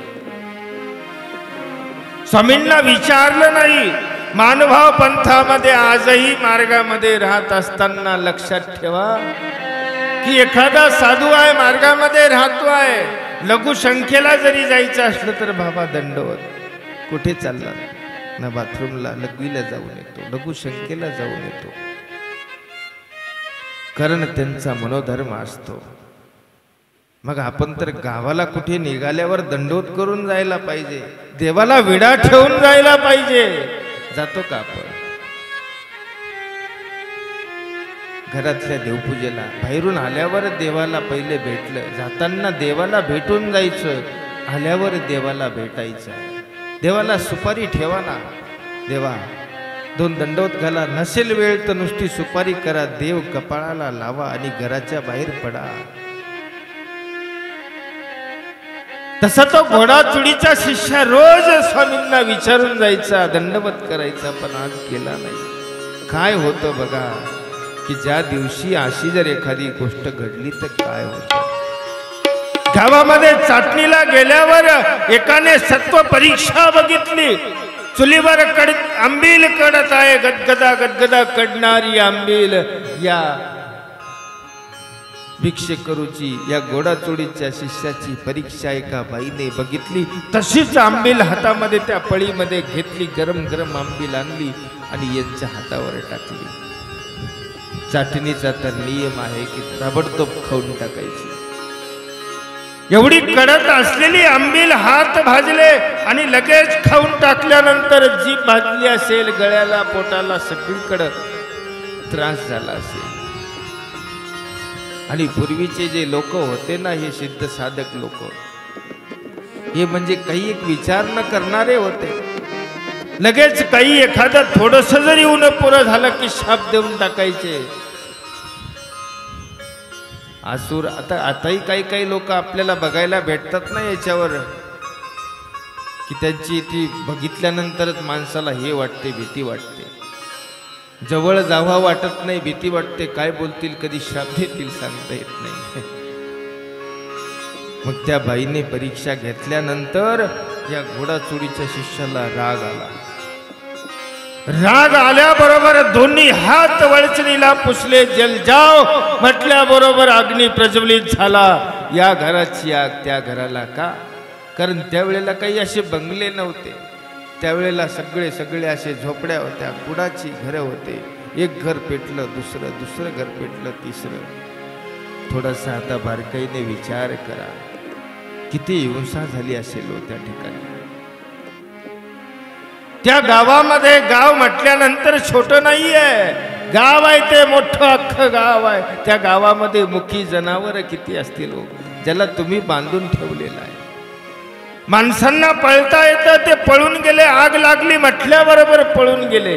पण जनावरांना बांधून ठेवलं नव्हतं. त्यांना कुठे पळता येतं? काय म्हटलं असेल त्यांचा आत्मा, काय म्हटलं असेल बरं. तान्ही लेकरं आहेत जे पाळण्यामध्ये ठेवून आई शेताला गेलेली आहे, त्या लेकराचं काय झालं असेल? अरे जे वृद्ध म्हातारी माणसं आहेत, ज्यांना जागेवरून उठता येत नाही अशी माणसं आहेत, त्यांचं काय झालं असेल? ज्या काही माता आमच्या गरोदर अवस्थेमध्ये आहेत, त्यांचं काय झालं असेल? गाव म्हटल्यानंतर या साऱ्या गोष्टी, म्हातारी माणसं असतात की नाही हो, गुरंढोरं असतात की नाही? जरी गाय रानामध्ये चरायला गेली तर गाईचं वासरू घरी बांधून असतं की नाही? बाकीच्या जीवांची तर सोडूनच द्यावं. गावात किती मांजरं कुत्रे काय असतील कुत्रे, पण ह्या हिंसेचं काय आहे? एवढी हिंसा केल्यानंतर तो देवाकडे आला आणि हसायला लागला. देव बसलेले आहेत आणि हसत हसत देवाला विचारतोय, देवा हा गजंबा एवढा आवाज चालू आहे, हा आवाज कशाचा आहे माहिती आहे का? देवाने भ्रुभंगी विचारलं, खुणेनेच विचारलं, सांगा तुम्हीच सांगा. अरे तो तर देव आहे ना, देवाला माहित नाही का? पण विचारलं, सांग बाबा सांग, कशाचा आहे हा आवाज? घडलेला वृत्तांत सांगितला. एका बाईने माझ्या हातावर आंबील टाकली आणि हा संपूर्ण जलजाव म्हटल्याबरोबर गाव जळाला. स्वामी म्हणतात की येसनी भूत हिंसा झाली. अरे इतकी भूत हिंसा तुमच्याकडून झाली आणि तुम्हाला किंचित सुद्धा घृणा नाहीये? अजिबात तुम्हाला घृणा वाटत नाही, दुःख वाटत नाहीये? बाबा एवढं मोठं गाव माझ्याकडून जळालं आणि खुशाल हसताय, वरी तोंड करून माझ्याकडे येत आहे. बाई क्रियेशी अनुताप पुरश्चरण. अरे बाबा हो, जे कर्म तुम्ही जोडलेत ना ते तुम्हाला भोगावेच लागतात. जैसे ज्याचे कर्म तैसे फळ भोगितो नंतर. जगी जीवनाचे सार घ्यावे जाणूनी सत्वर. जैसे ज्याचे कर्म तैसे फळ देतो ईश्वर. जैसे ज्याचे कर्म तैसे फळ देतो ईश्वर. जगी जीवनाचे सार घ्यावे ईश्वर. जगी जीवनाचे सार घ्यावे जाणून ईश्वर. जैसे ज्याचे कर्म तैसे फळ देतो ईश्वर. जैसे ज्याचे कर्म तैसे फळ देतो ईश्वर.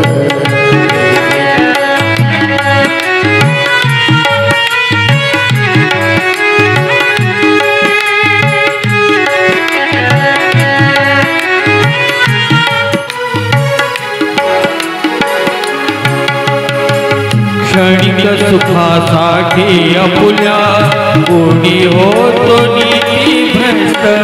कुणी त्यागी जीवन अपुले दुःख जगी करण्या नष्ट. कुणी त्यागी जीवन आपुले दुःख जगी करण्या नष्ट. देह करी जे जे काही. देह करी जे जे काही आत्मा भोगितो नंतर. जैसे ज्याचे कर्म तैसे फळ देतो ईश्वर. जैसे ज्याचे कर्म तैसे फळ देतो ईश्वर. जगी जीवनाचे सार जगी जीवनाचे सार. जगी जीवनाचे सार घ्यावे जाणून सत्वर. जैसे ज्याचे कर्म तैसे फळ देतो ईश्वर. जैसे ज्याचे कर्म तैसे फळ देतो ईश्वर. जैसे ज्याचे कर्म तैसे फळ देतो ईश्वर. जसं कर्म आहे ज्याचं, त्याला त्या कर्माचा भोग भोगावाच लागतो. तो ज्ञानी असू द्या, अज्ञान असू द्या, कोणी असू द्या, तुम्हाला प्रत्येकाला त्या कर्माचा भोग भोगावाच लागणार आहे. ध्यानात ठेवा. मायबाप हो, या भावगीतामध्ये फळ देतो रे ईश्वर शब्द आलाय. ईश्वर देत नसतो. तुमच्या कर्माचा भोग तुम्हाला ह्या देवता भोगवतात. अर्चनाताई, नाहीतर भावगीत म्हटलं तर आम्ही सहमत आहोत असं नाही. तुम्हाला देवता या कर्माचा भोग देत असतात. परंतु मयाध्यक्षेन प्रकृती सुयते सचराचरम हेतू नानेन कोणतेही जगद्वी परिवर्तते. परमेश्वराच्याच मनोधर्मांनी अध्यक्षतेखाली या चराचर सृष्टीची जडणघडण होते आहे. कोण्या देवतेकडे काय करायचं आहे? देहाभिमानीनी देवता आहे, तिने काय करायचं? तिच्यापर्यंत तेवढी ती ठरलेलीच गोष्ट आहे, तेवढंच ते कार्य करू शकते. अशा 81 कोटी 1.25 लाख देवता आहेत. त्या देवता तुमच्याकडून या सर्व सृष्टीची सरासर विश्वाची जडणघडण परमेश्वराच्या मनोधर्माने करत असतात. म्हणून आपल्याकडून एखादी चूक झाली, काही घडलं तर बाबा हो आपल्याकडे औषध आहे, मलम आहे, देवाकडे या. ज्यांच्याकडून आपल्याला खऱ्या अर्थानं आपलं मन दुखवलं त्याच्याकडे जा. आणि ज्याचं मन दुखवलं त्याच्या मनातली गोष्ट गेल्याशिवाय तुमचं प्रायश्चित्त पूर्ण होत नाही, ध्यानात ठेवा. कोथळोबासांनी चूक केली, मनामध्ये विकल्प भावला आणि शब्द कानावर पडल्यावर कोथळोबास तिळतिळ झिजायला लागले. परिहार गोविंद प्रभू महाराजांनी दिला, आओ मेली जाय कोथळा तैसा नव्हे. नागदेवाचार्य म्हणतात माईम भट्टांना, माईम भट्टो तुम्ही बोलले होते ना त्या दिवशी श्री प्रभू बाबा परिहार देतायत, परिहार देतायत. आणि मग माईम भट्ट श्री गोविंद प्रभू महाराजांना दंडवत घालतायत. लक्षात ठेवा, गोविंद प्रभू महाराजांना दंडवत घालतायत. फटाले मॅडम लक्षात ठेवा, खाजगे मॅडम, गोविंद प्रभू महाराज ईश्वराचा अवतार आहे. ईश्वराचा अवतार माईम भट्टांना म्हणतोय, आओ मेली जाय कोथळे अशी घाली म्हणे, मला नको दंडवत. अरे मन कोथळ्याचं दुखवलं ना, दंडवत त्यांना जाऊन घाला, हे ईश्वर म्हणतायत. ज्याच्याबद्दल आपल्या मनात विकल्प, ज्याचं मन आपण दुखवलं ना, दंडवत त्याला घाला, अंगाला शेण माती लावा. त्याच्या मनातलं जोपर्यंत जाणार नाही तोपर्यंत तुमचं प्रायश्चित्त होणार नाही. म्हणून अशा पद्धतीने खऱ्या अर्थानं प्रभू श्री चक्रधर महाराजांनी अगदी बारक्यातल्या बारीक आपल्याला एवढं तत्वज्ञान या ठिकाणी सांगितलेलं आहे. मग स्वामींचा प्रवास त्या ठिकाणावरून आता विंजी, गोंडवाडा, शेंदूरजन, रामटेक, मनसर या परिसरामध्ये स्वामी राहिले. आणि परिसरामध्ये राहिल्यानंतर त्याच परिसरामध्ये भांडारा या गावी भांडारेकरांची आधी स्वामींची भेट झाली. कथाभाग आपल्याला भांडारेकरांचा संपूर्ण कथाभाग आज श्रवण करायचा आहे. वेळ अशोक बाबा किती राहिला हो? अर्धा तास आहे. आणि अर्ध्या तासामध्ये आपल्याला भांडारेकरांना नांदेडला घेऊन यायचं आहे. 20च मिनिट आहे का बाब? लईच काट्यावर चालू आहे बा तुमचं विकाम. 1 मिनिट मुकुंद बाबा तर 5 वाजले की नजर आमच्यावरच ठेवतात, बंदुकीची गोळी जशी काय.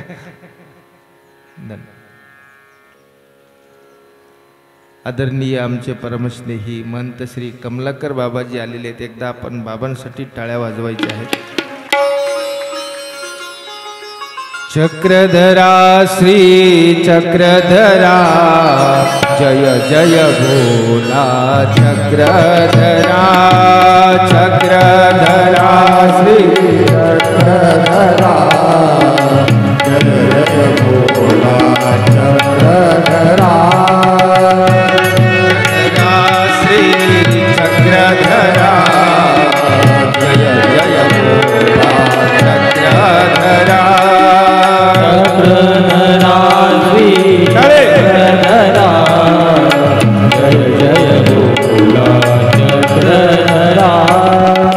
ब्रह्मस्वरूपा चक्रधरा, ब्रह्मस्वरूपा चक्रधरा.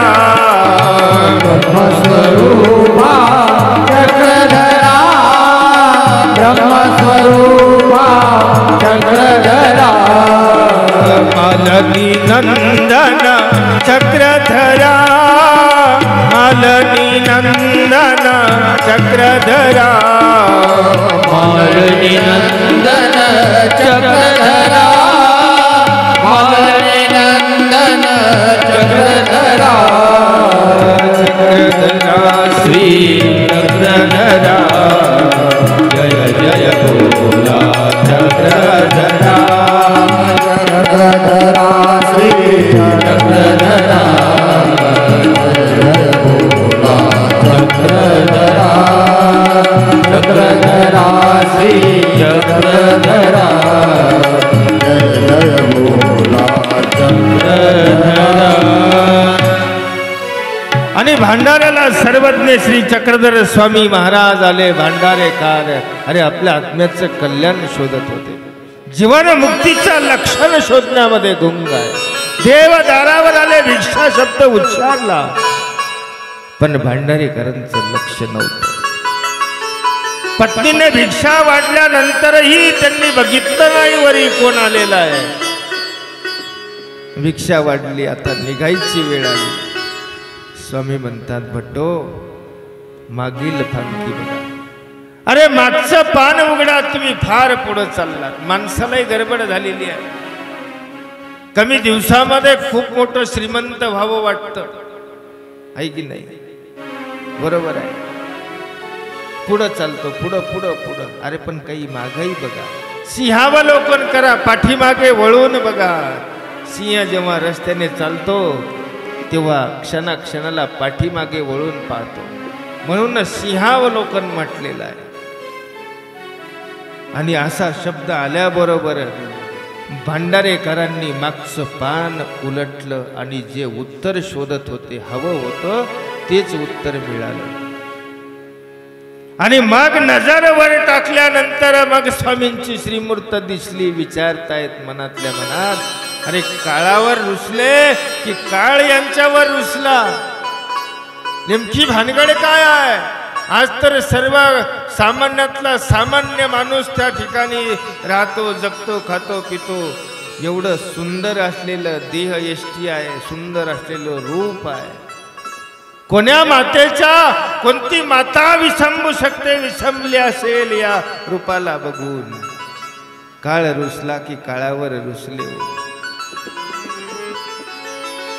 पण भांडारेकरांना दर्शना सरीशे ज्ञात अतृत्वायशी प्रतीती अवधारी.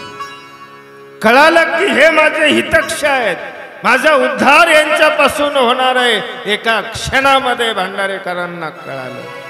आणि एवढी प्रतिभा भांडारेकरांची होती, ध्यानात ठेवा. ते इतके विद्वान होते की क्षणामध्ये एवढ्या सगळ्या गोष्टी कळाल्या. निघाले. पत्नीने आवाज दिला, अरे कुठे चाललात? पाणी या ठिकाणी आंघोळीला पाणी ठेवलेलं आहे, कुठे निघालात?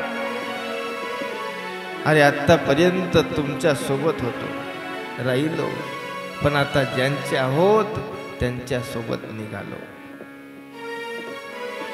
भवघोळ टाळण्या अंघोळ टाळली, गंगाळ भर जलाने संकल्प सोडिला रे. गंगाळ भर पाण्याने त्या ठिकाणी संकल्प सोडला संसारावर. आणि भांडारेकार स्वामींसोबत निघाले. पत्नी सुद्धा किती निष्ठावान असेल हो. पतीनं सांगितलेली काढलेली रेग ओलांडत नव्हती. किती निष्ठावान असेल. मग अशी आज्ञाधारक भक्ताची पत्नी आहे, पुढे काय फळ भेटतं बरं अर्चनाताई त्यांना?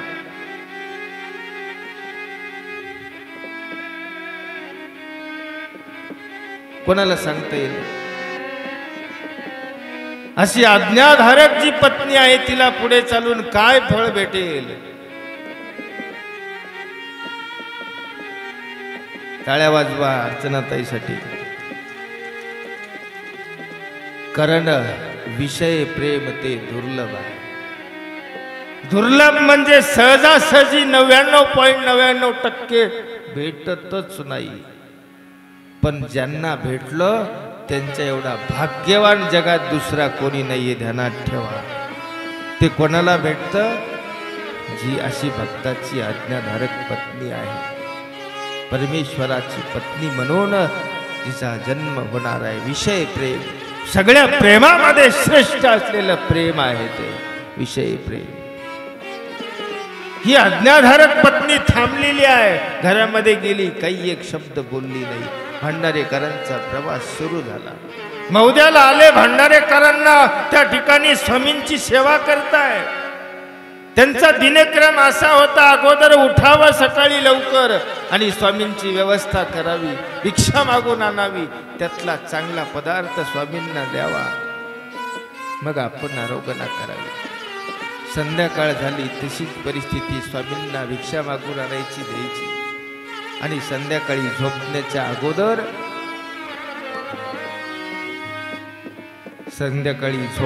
अगोदर आपण स्वामींची सगळी व्यवस्था करायची. झोप तरी कशी हो? खड्या गोट्यावर त्या ठिकाणी देव झोपायचे. काही सोबत नव्हतं, आथरण नव्हतं, पांघरण नव्हतं, काही नव्हतं. खड्या गोट्यावर देव झोपायचे आणि त्या ठिकाणी भंडारेकार स्वामींना अगोदर स्वच्छ जागा झाडून पुसून त्या ठिकाणी ठेवायचे आणि मग आपण कुठेतरी झोपायचे. परत स्वामी उठायच्या अगोदर उठायचे. एकांकी भक्त होता निळभट्ट स्वामी तुमचा, त्याजिला क्षणात सारा संसार वैभवाचा. तुझ विन स्वामी राया हे दुःख सांगू कोणा. तुझ विन स्वामी राया हे दुःख सांगू कोणा. तुझ विन स्वामी राया हे दुःख सांगू कोणा.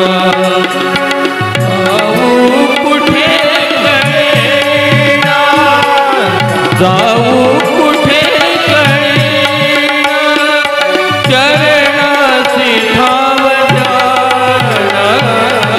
तुझ विन स्वामी राया हे दुःख सांगू कोणा.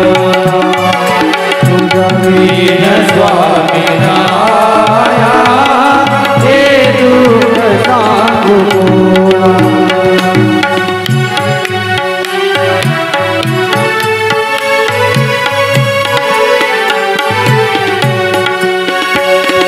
एकांकी भक्त होता निळभट्ट स्वामी तुमचा.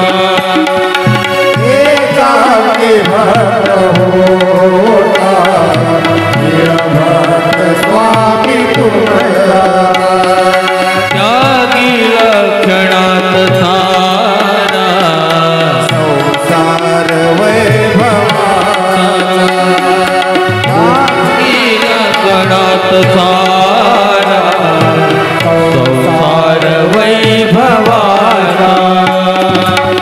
तुमच्यामुळे मिळाला, तुमच्यामुळे मिळाला माझाच भाग्यवान.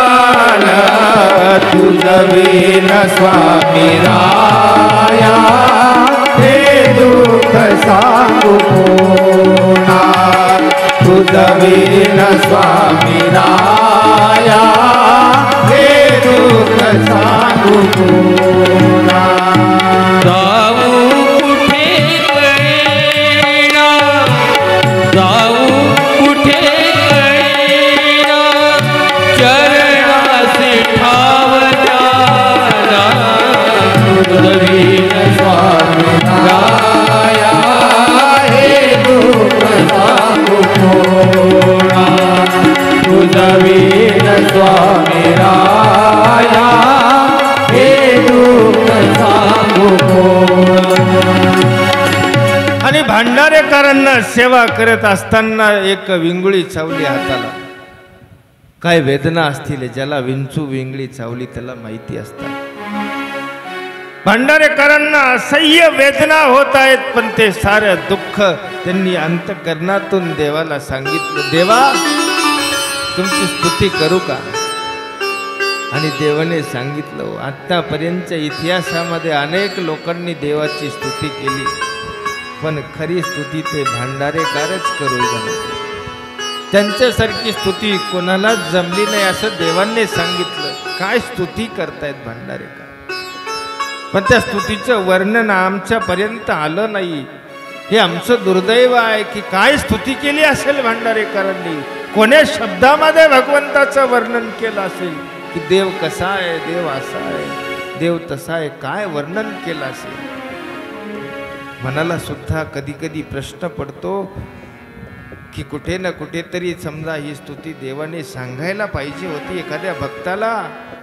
या एकांकातल्या लीळा खऱ्या अर्थानं देवाने सांगितल्या प्रसंगोचित म्हणून आपल्यापर्यंत पोहोचल्या. तशी स्तुती भांडारेकरांनी केली एवढंच माहिती पडलं. असह्य वेदना होऊ लागल्या. जशी स्तुती करतायत भांडारेकर तशी वेदना आता कमी होत चाललेली आहे. असे हे भांडारेकर भक्त आता तिथून पुढे स्वामींच्या सोबत तन मन धनाने आहे. अचलपूरला गेलेत. पूर्वीचं नाव हळदपूर आहे आणि हळदपूरला गेल्यानंतर त्या ठिकाणी तिथे मनामध्ये फक्त आणि फक्त एकदा मनामध्ये उल्लेखाला पाठीमागे बघितलं. कशासाठी? जर काही गठोडं सोबत घेऊन आलो असतो तर देवाच्या उपयोगी गेला असतो. त्यांच्यासाठी स्वतःसाठी काही नाही पण देवाच्या का होईना उपयोगासाठी गेला असतो म्हणून पाठीमागे परतून बघितलं. म्हणून खेईगोईच्या आणि भांडारेकराच्या त्यागामध्ये एक किंचितचा फरक पडला. मळत्याग आणि मळवत त्याग ध्यानात ठेवा. एकदा मागे बघितलं पण देवाने तेही ठेवलं नाहीये. देवाला वाटलं ना अरे बाबा याने मागे वळून बघितलं, याची इच्छा आहे आमची पूजा करावी, हरकत नाही. राणी धानाईसा त्या ठिकाणी एका मंदिरात गेली. पूजा करते आहे सगळ्यांची, भांडारेकरांची पूजा करते. ते म्हटले बा तुम्ही आमची करू नका, आमचे गोसावी आहेत त्यांची करा. अरे तुम्हालाही गोसावी आहेत का? हो. कुठे आहेत? तिकडे चला. निघाले. गेले. स्वामींची भेट झाली. राणी धानाईसाने रत्न काढले. रत्नांनी स्वामींची पूजा करते आहे. रत्नांनी. स्वामी म्हणले थांबा. धानाईसाच्या वाड्यामधली, धानाईसाच्या वाड्यामधली ऐका सत्य कहाणी. सर्वज्ञांची पूजा केली राणी रत्नांनी. धानाईसाच्या वाड्यामधली ऐका सत्य कहाणी. सर्वज्ञांची पूजा केली राणी रत्नांनी. धानाईसाच्या वाड्यामधली, धानाईसाच्या वाड्यामधली ऐका सत्य कहाणी. सर्वज्ञांची पूजा केली राणी रत्नांनी. धानाईसाच्या वाड्यामधली ऐका सत्य कहाणी. सर्वज्ञांची पूजा केली राणी रत्नांनी.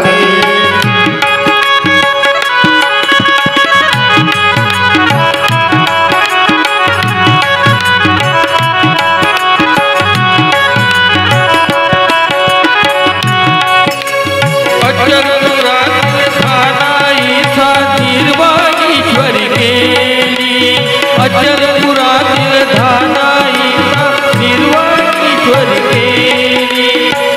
भक्ताला पाहून येते मन विस्मित झाली. धानाईसाच्या डोळ्यामध्ये, धानाईसाच्या डोळ्यामध्ये दाटून आले पाणी. सर्वज्ञाची पूजा केली राणी रत्नांनी. धानाईसाच्या वाड्यामधली ऐका सत्य कहाणी. सर्वज्ञाची पूजा केली राणी रत्नांनी.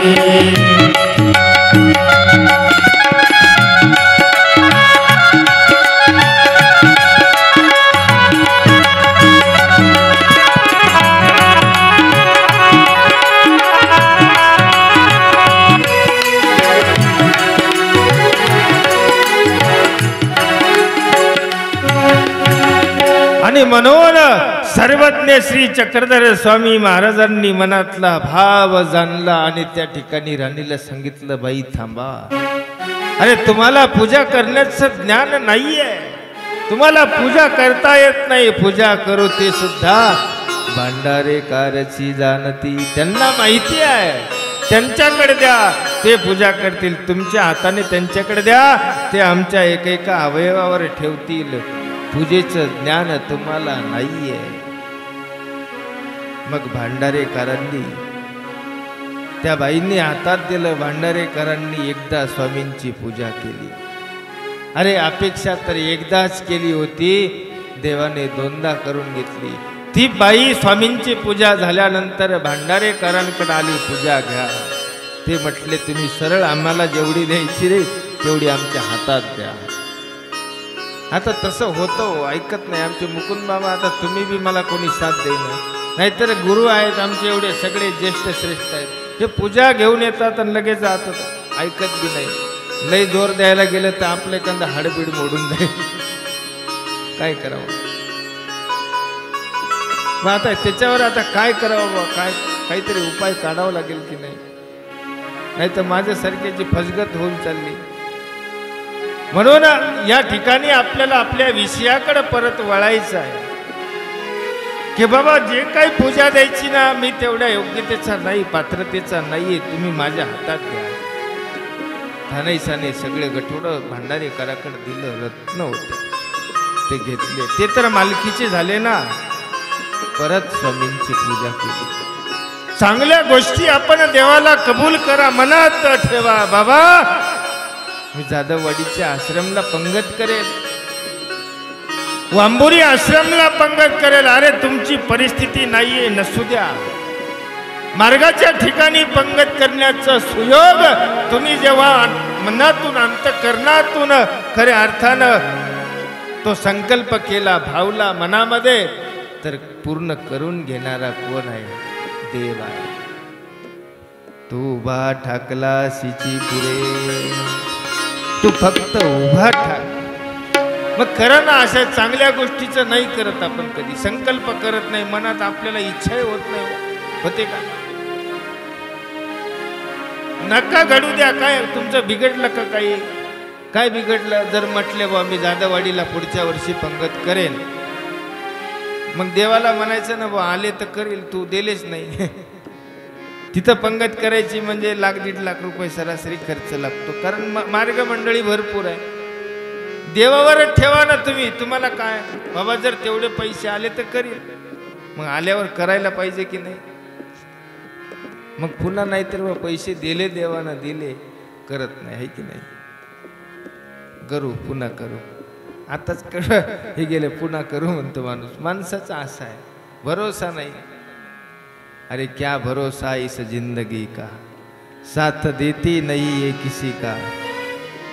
क्या भरोसा है इस जिंदगी का, काही भरोसा नहीं आपला. शम्मा बुझ जाएगी जलते जलते, दम निकल जाएगा रोशनी का. क्या भरोसा है इस जिंदगी का. म्हणून आपल्याला करायचं आहे, ज्या गोष्टी करायच्यात ना त्या आपण मनाभावातून करा. आणि तुम्ही मनात उल्लेख केला तर देव एकदा नाही दोनदा पूर्ण करतात. या लिळेच्या माध्यमातून आपल्याला लक्षात आलं पाहिजे. तिथून पुढे आपल्याला निघायचं आहे. आपला प्रवास थोडा राहिलेला आहे, अजून 2 स्टॉप आपल्याला चालायचे आहेत. आणि देव त्या अचलपूरवरून नांदेडला आले.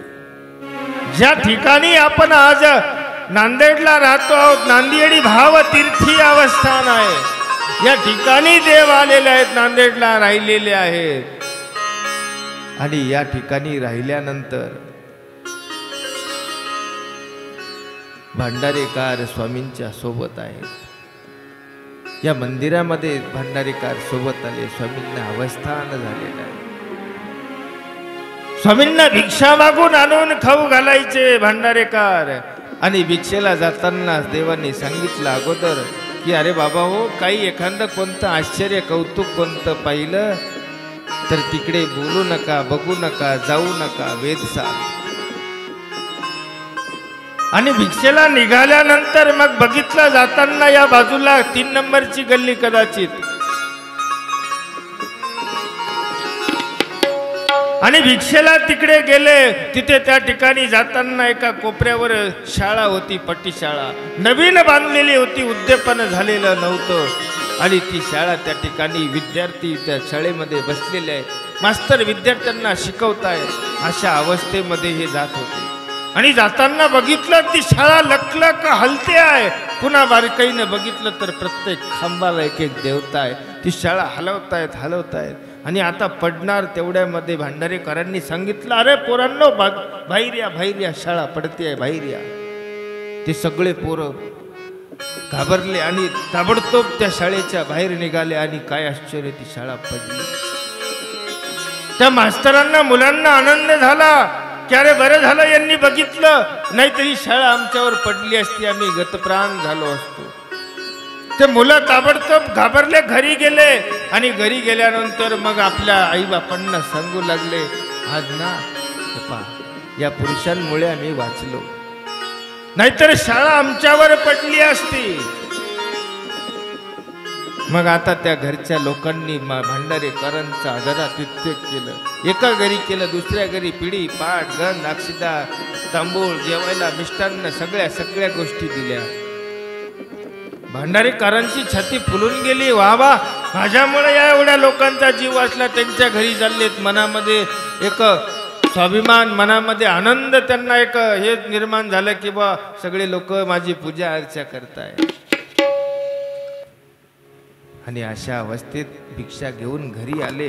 बघितलं तोंडामध्ये पान, लाल झालेलं आहे मुख, आणि गंध टिळा सगळीकडं, फुलांच्या माळा हारा. स्वामींनी बघितलं आणि विचारलं, काय नेमका प्रकार काय?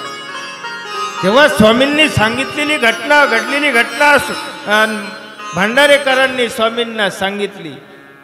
तेव्हा मग स्वामी म्हणतात, तुम्हाला आधी सांगितलं होतं की एखादं आश्चर्य कोणतं बघितलं तर त्याच्याकडे वेधू नका, सांगू नका.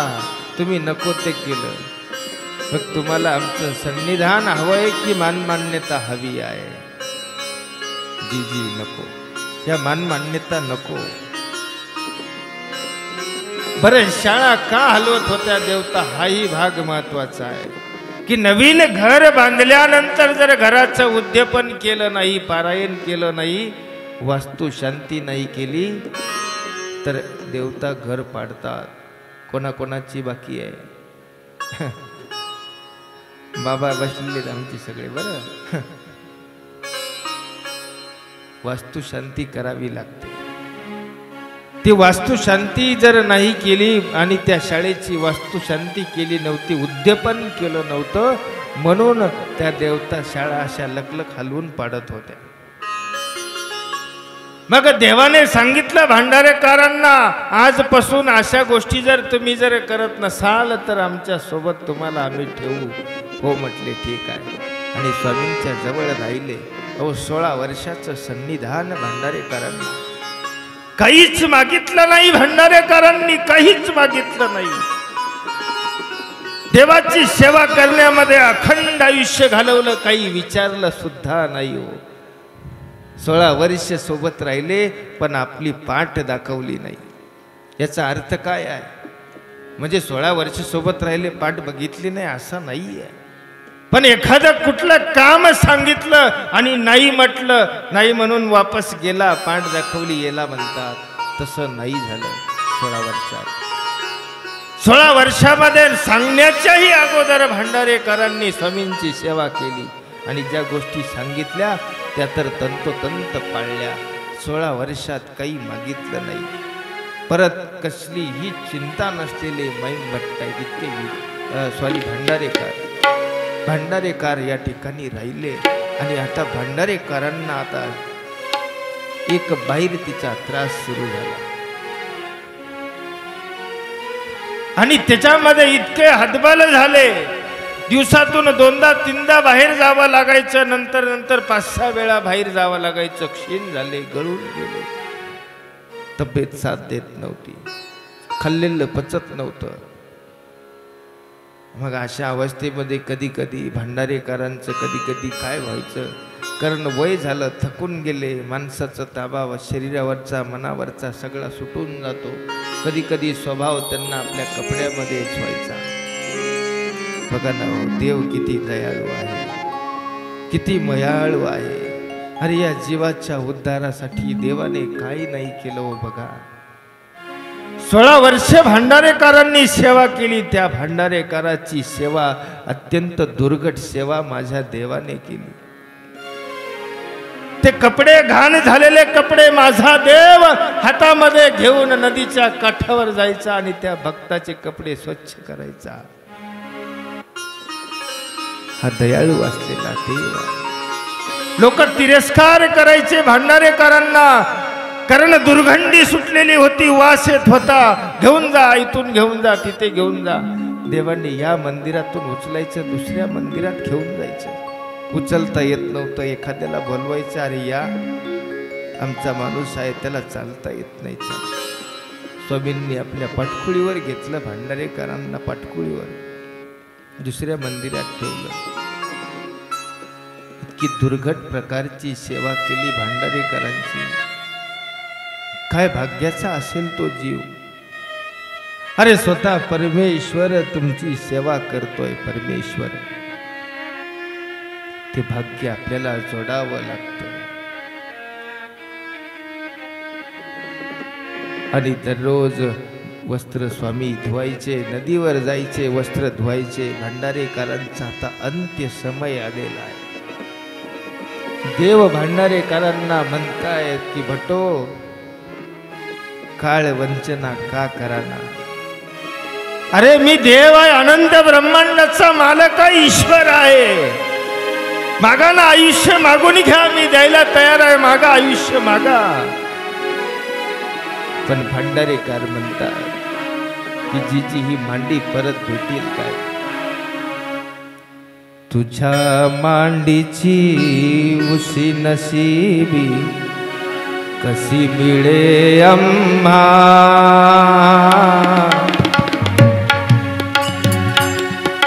तुझ्या मांडीची उशी नसीबी कशी मिळे मिळविण्या काय करावे सांग तू परब्रह्मा. दयाळा सांग तू परब्रह्मा. दयाळा सांग तू परब्रह्मा. अरे ती उशी आपल्याला, त्या मांडीची उशी आपल्याला भेटली पाहिजे. आणि काय करावं लागेल हे सुद्धा भगवंताने सांगितलेलं आहे आपल्याला. त्या भक्तासारखी मांडी पुन्हा भेटेल का. देव म्हणतात की अरे बाबा, ती मांडी भेटेल की नाही सांगता येत नाही. पुढचं काय खरं आहे हो. आज जी घडी आहे ना, आज आपल्या हातात. आमच्या राहेरला त्या बाईला म्हटले देव, अरे ते असे ना. ती बाई मागे सरकली, घाबरली. अरे होईल ते होईल, भिक्षा वाढली असती तर देवाने काही दिलं नसतो. पण जीव स्वभाव असा आहे. लगेच पाठीमागे एक बाई येत, एक पाणी पात्र घेणे असे आहे ना, घ्यायचं आहे ना, मग घेऊन आली दे ना. अरे देवाला जर एक पाणी पात्र वाढलं असतं तुझ्या हाताने तू, तर पूर भजन घडलं असतं ना. आणि देव तुम्हाला मागतोय आणि ते असे म्हटलं की मागे सरकली. विचार करा. इथे भांडारेकार आहेत, भांडारेकार नकोय म्हणतात. अरे 16 वर्षात काही मागितलं नाही आणि आता मागायचं तर तुझी मांडी परत मिळणार नाही. कशासाठी पाहिजे आयुष्य. नको. आमच्या तर साधू संताला देवाने सांगितलं की अरे बाबा तू पोरे हो, आता मरा तरी चाल. आणि खरोखर साधू संताचं आयुष्य आहे ना, मेल्यानंतर जेवढं लवकर मेला ना तो साधू संत तेवढं चांगलं असतं. त्यांना ठेवा. का. कारण काय भरोसा आहे. आज आपण विधीवर आहोत. आज आपल्याला ईश्वराचं ज्ञान झालेलं आहे. उद्या आपल्याकडून एखादा दोष घडू शकतो, काही सांगता येतं. आज खरं आहे, आज मेलं ना तर लई अत्यंत चांगलं. तसं भांडारेकार म्हणतात की देवा नको. अरे बाबा पुढचं कोणी बघितलं. येणारं कलियुग, येणारी पिढी खूप वाईट आहे. खूप अत्याचार, खूप त्रास सहन करावा लागेल. देवा तू आहे ना सोबत, बस संपलं. काहीच लागत नाही. दिदलेची सर्व काही नच मागता समर्था. हे मालनीच्या सुता तुझं काय मागू आता. मज सन्निधान द्या हो, निज रूप दाखवा हो. मज सन्निधान द्या हो, निज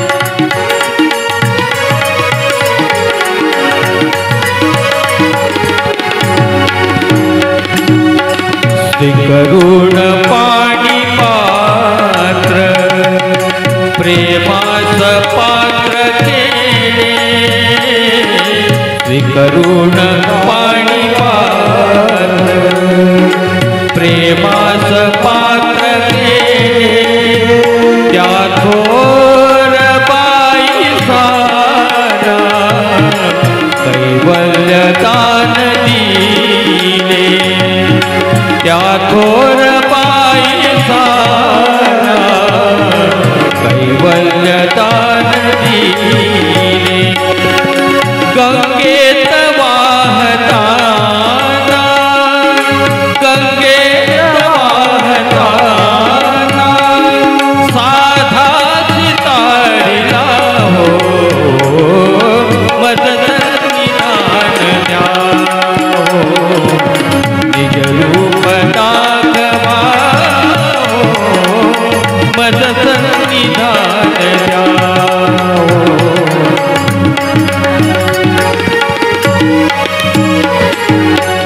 जोगवरी कपाटी साडेल जीर्ण काया जोगवरी कपाटी साडेल जीर्ण काया कैवल्य दानी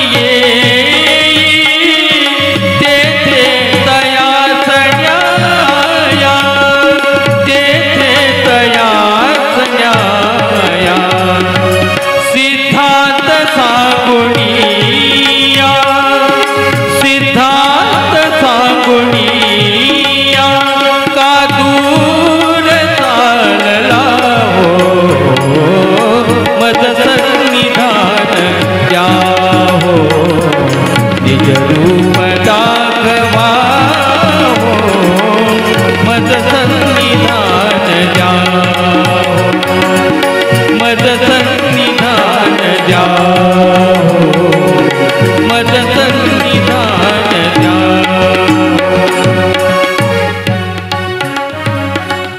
आणि हेच सन्निधान जेव्हा स्वामी नाही म्हटले नको आता पुढं सांगता येत नाही काही खरं नाही म्हणून मग तेव्हा भांडारेकरांनी म्हटले तर जीजी नको काय करायचं आयुष्य आता मुकुंद बाबा तुम्ही सुरुवातीचे 10-15 मिनिटं आमचे वाया घातले सांगितलं की तेव्हा ही मांडी नाही ना तर नको आणि स्वामींनी डोक्यावरून हात फिरवला डोळ्यावरून हात फिरवला डोक्यावरून हात फिरवला आणि त्या भांडारेकरांनी अखेरचा श्वास या जगाचा मालक असलेला सर्वज्ञांच्या मांडीवर घेतला काय भाग्यवान आहे तो जीव किती भाग्य घेऊन आलेला जीव आहे आणि देवाने त्या भक्ताची शुश्रूषा सुद्धा त्या ठिकाणी करायला लावली कुदळ पावडं आणायला लावलं जसं त्या भक्ताची केली तशी माधव आपण स्वतः त्या खड्ड्यामध्ये जाऊन बघितलं आणि भांडारेकरांचे देहावसान भंडारा जिल्ह्यातले भांडारेकर पण आमच्या या नांदेड जिल्ह्यामध्ये या ठिकाणी भांडारेकरांची शुश्रूषा झाली एक भक्ताची ही खऱ्या अर्थानं देवाची आणि भक्ताची अमोघ अशी लीळा आमच्या या नांदेड वासियांसाठी खऱ्या अर्थानं एक जुळलेलं नातं आहे म्हणून आपल्यालाही देवाचं सन्निधान देवाचं प्रेम प्राप्त व्हावं भांडारेकरांसारखं खऱ्या अर्थानं आपल्यालाही त्या भगवंताच्या मांडीवर मरण यावं अशी आपण देवाला प्रार्थना करावी भेटी लागी लागली से आस भेटी लागी लागली से आस पाहे रात्र दिवस पाहे रात्री दिवस वाट तुझी भेटी लागली से आस भेटी लागली से आस